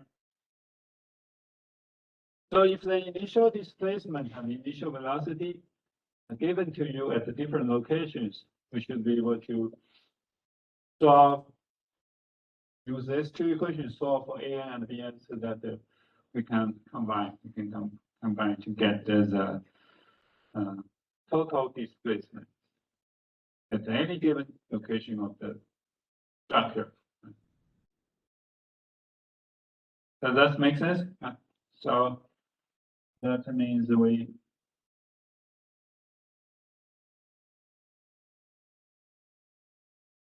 total number of equations here equal to n, the total number of equations here equal to q. So that we have to solve a set of equations here. So this takes some effort. So there is an alternative approach by considering that also orthogonality over here. For example, we use alternatively.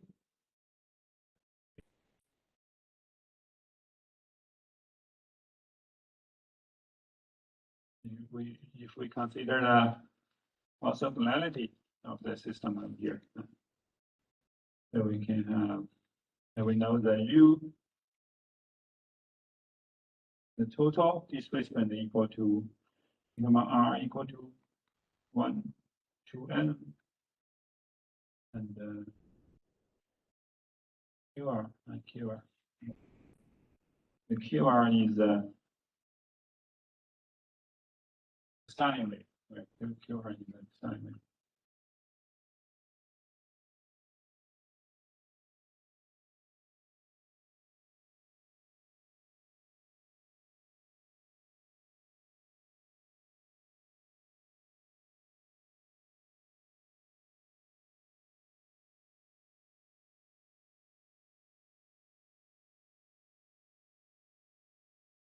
Is the starting rate. So now we multiply.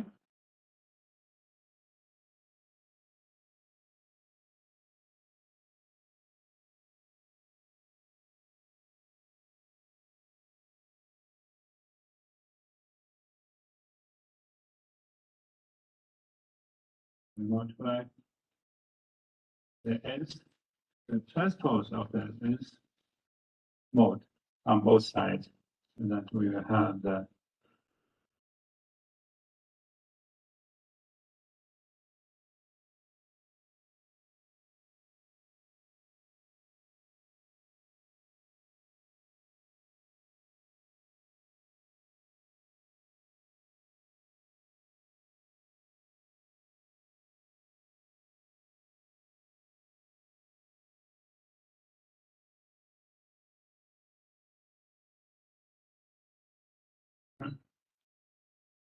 Does this make sense? We just multiply the same matrix on both sides. Both sides. Remember when R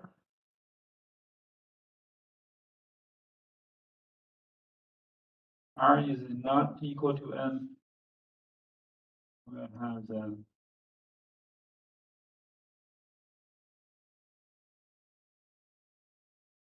equal to 0. So if this is not equal to N, it should be equal to 0. Right? Yeah.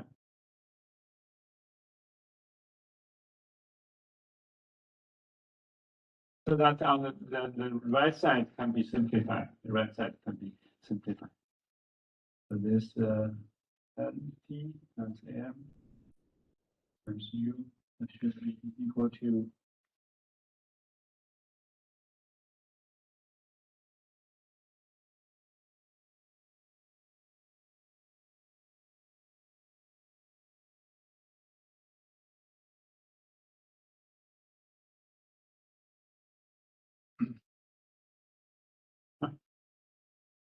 so the sigma has been eliminated.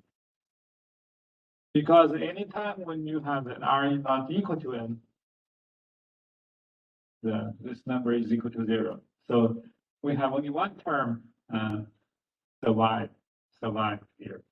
One term survive here. So the term is when the R equal to N, R equal to N.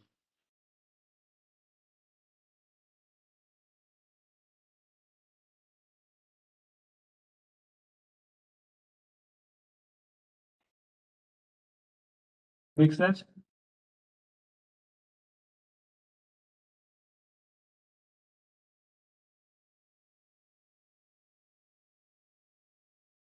So any questions up to here?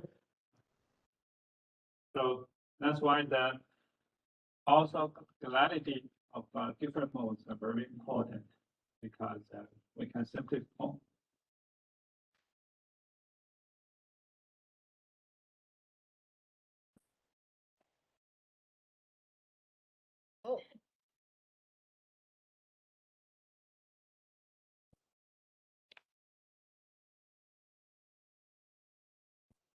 we still have plus ones that survive here.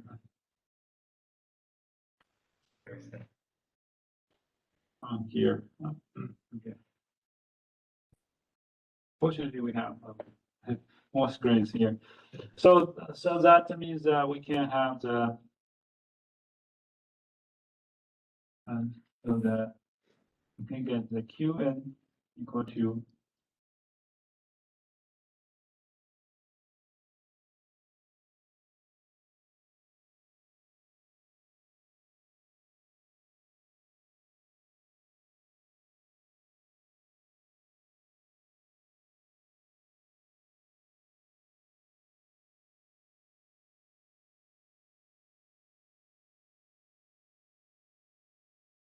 You can have the Qn equal to this. Equal to this.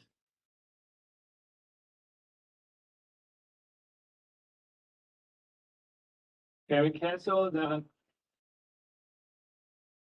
thing on both top and bottom? No, we cannot do that. We cannot do that because this is a matrix. This is matrix here. Cannot do that. So typically we use a new symbol and called mn here.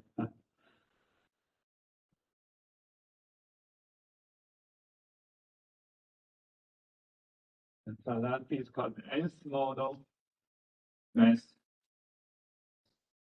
So this is a new. So this is a scalar factor. This is a scalar factor.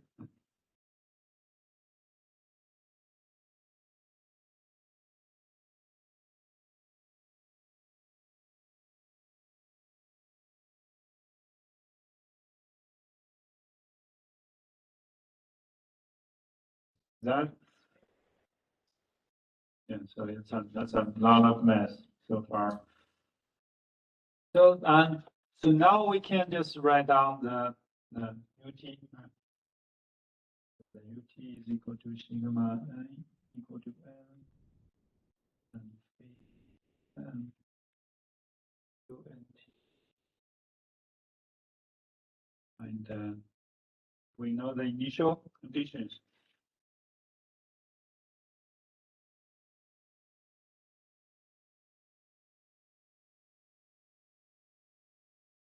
We have the U0.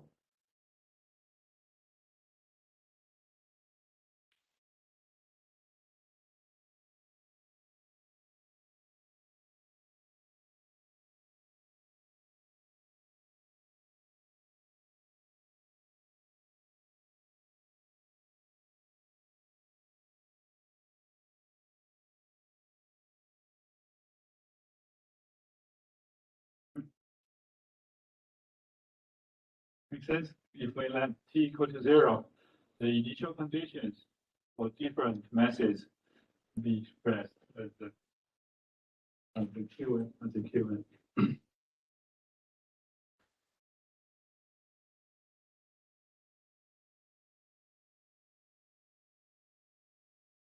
And so that we can solve for Qn. We can solve for actually the Qn0 and the Q0 dot can be expressed as the mode shift.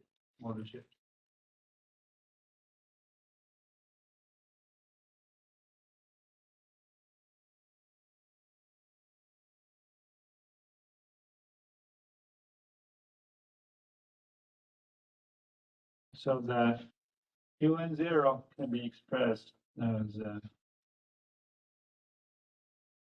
n times 0 over mn dot equal to mn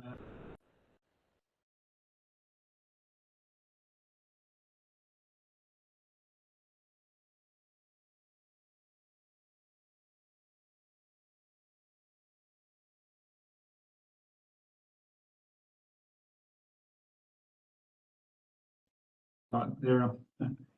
So that we can have the an equal to Qn0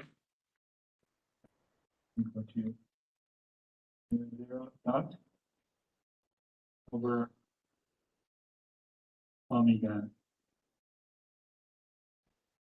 So that the total displacement should be equal to modal shift times Qn0 sine omega nt minus omega n dot 0 sine. That's the final solution.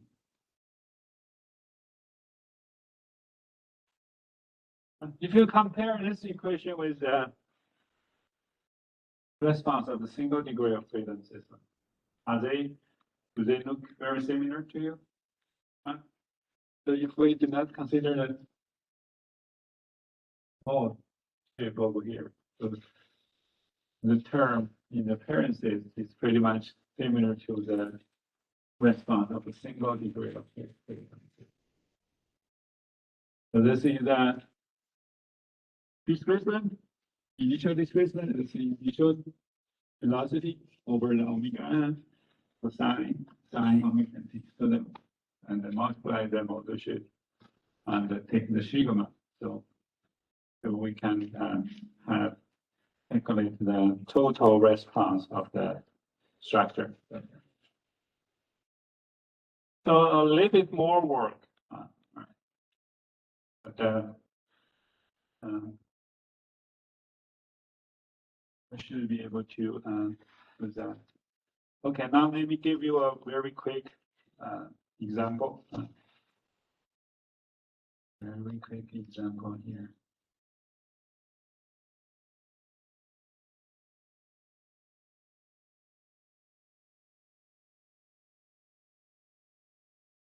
Example.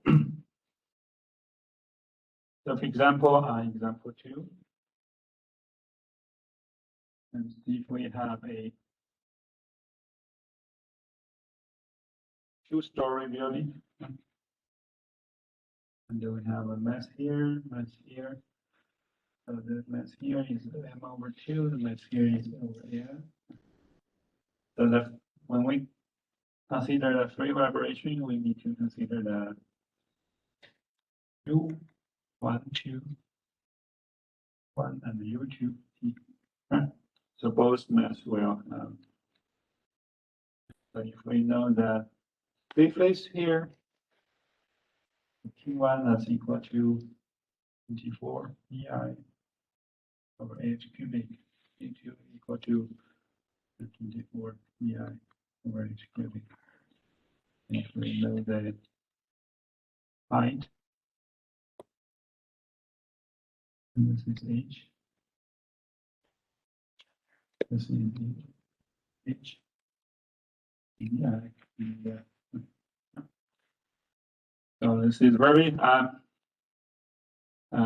typical structure that we have. Okay. So the mass, I'm just going to give you the mass. The mass matrix in this case should be equal to A should be equal to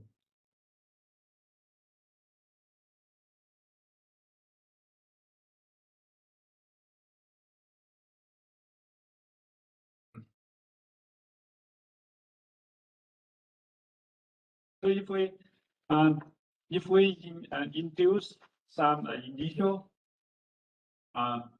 displacement, for example, if we have the initial displacement on the top equal to 2 inches, we have the initial displacement 2 inches and 1 inch here. The U0 here equal to 0, 0 here.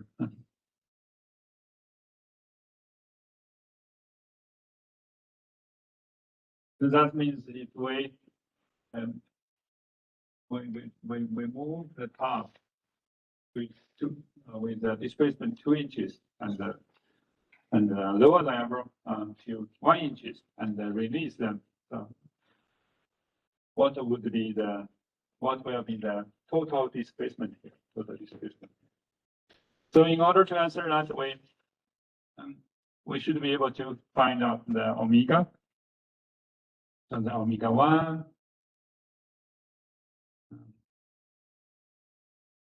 Omega 1, my calculation. We should be able to get omega 1 and omega 2. Similar as we did in example 1.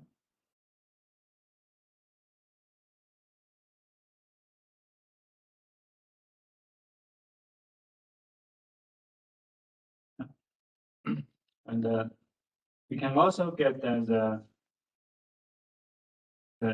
mode shifts model shift. The model shift.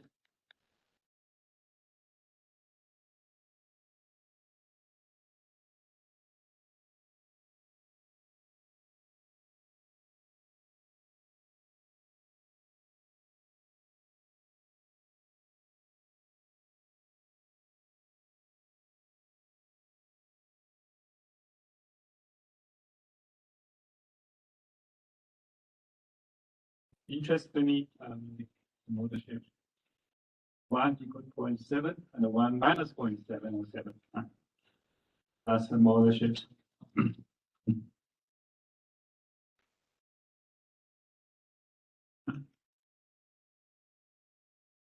So by using the same procedure, we should be able to get that, as we did for example 1. So the next one,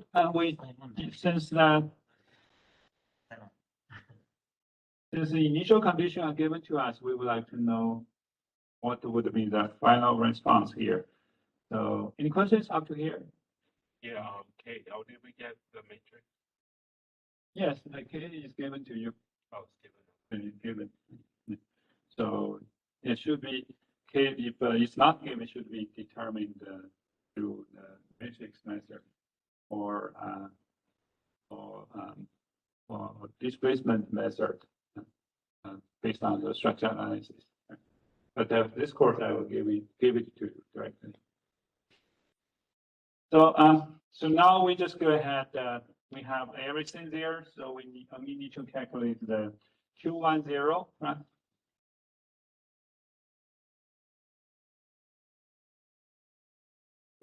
Crazy, right? The Q10 that's equal to V1T times M times over V1T times M. Right? So that we just put all the numbers 1.707 M over Q and M. The 2-inch, the 1-inch here, and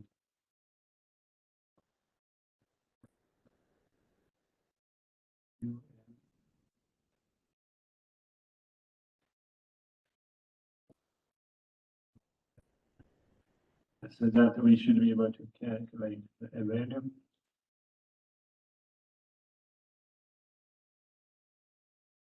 Seven or 7 inches.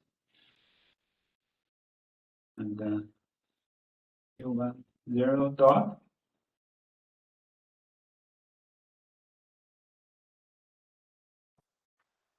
difficult dot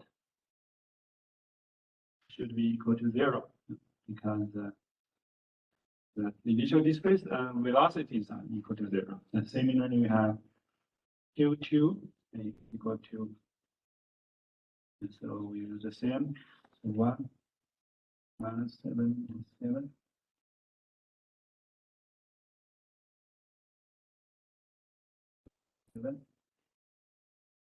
Minus 7 is 7.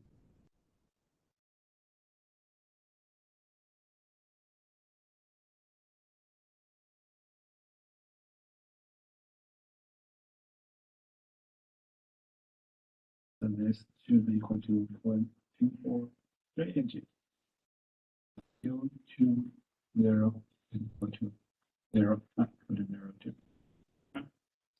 So that we can have the U1T, U2T can be expressed as sigma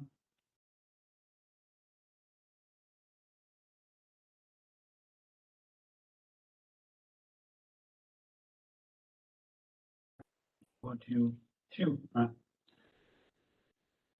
A times the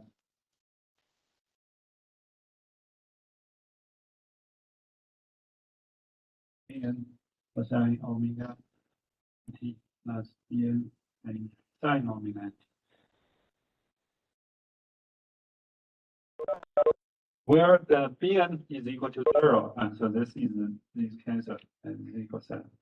And so that is equal to 1.707 times 1.707 inch times cosine omega 1t plus 1 minus 0.707 and 0.23 and cosine omega 2t. So that case, we should be able to write down the final response. 1.707 cosine omega 1t plus 3 omega 2t 1.207 cosine omega 1t minus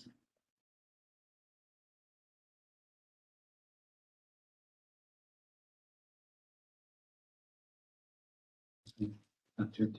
So that is the final solution. And this way, we given the initial condition, we should be able to find out the responses for mass 1 and mass 2 as a function of time. As a function. So that's much more complex. I need to use. It's fancy. Yeah, I think that's the most beautiful part of structural dynamics. The mode mode separation and the mode compilation. And next time I will talk about the second exam. We will have the second exam. Looks like when is the last day for class? The second. Second. So. Or the second, or maybe the third. I think the reading day is. Reading day is Wednesday. The third. So the third is the last day. So that we will have the final on the second exam on the third. So the last class, I will give you that exam before the final week. Just the exam. That's the last test. And that's the last test. Oh, like you're gonna do that and another one very. So we are almost there. Sure, yay. Any questions, please let me know. And I'm gonna stop the recording. Online students, are you guys in good shape? Still there? Or I have a quick question. yes. Why'd you get rid of the BN sign? Why'd you cross it out? Let me enlarge the volume a little bit. What's your question again? Where you have the AN cosine omega NT plus BN sine. Yes. Why'd you get rid of the BN? Okay, because the Bn is determined by the velocity. If you go back to the alternative, so because the An is equal to just Qn 0 and Bn is equal to Q 0 dot over omega n, because the Q 0 dot is equal to 0. Okay. So that's why Bn is already equal to 0. So anytime if you have 0 velocities, that means Bn is equal to 0. Okay. If you have 0 velocity? Yes, 0 velocity because we have 0 velocity. Okay. Thank you. Because the initial condition, we have the 0 velocities, as you can see, the symbols in red. Right. Okay. So, all right. And then the finals on May 3rd? Yes, final is in 2 weeks, not next week, the week and after next week. Okay. Is it going to be the same as the midterm? I will talk about that next time. Okay. You got I'll it. give you a quick review. Okay. Awesome. Thank you. Okay. Okay. Take care. Have a good night. Okay. Yes.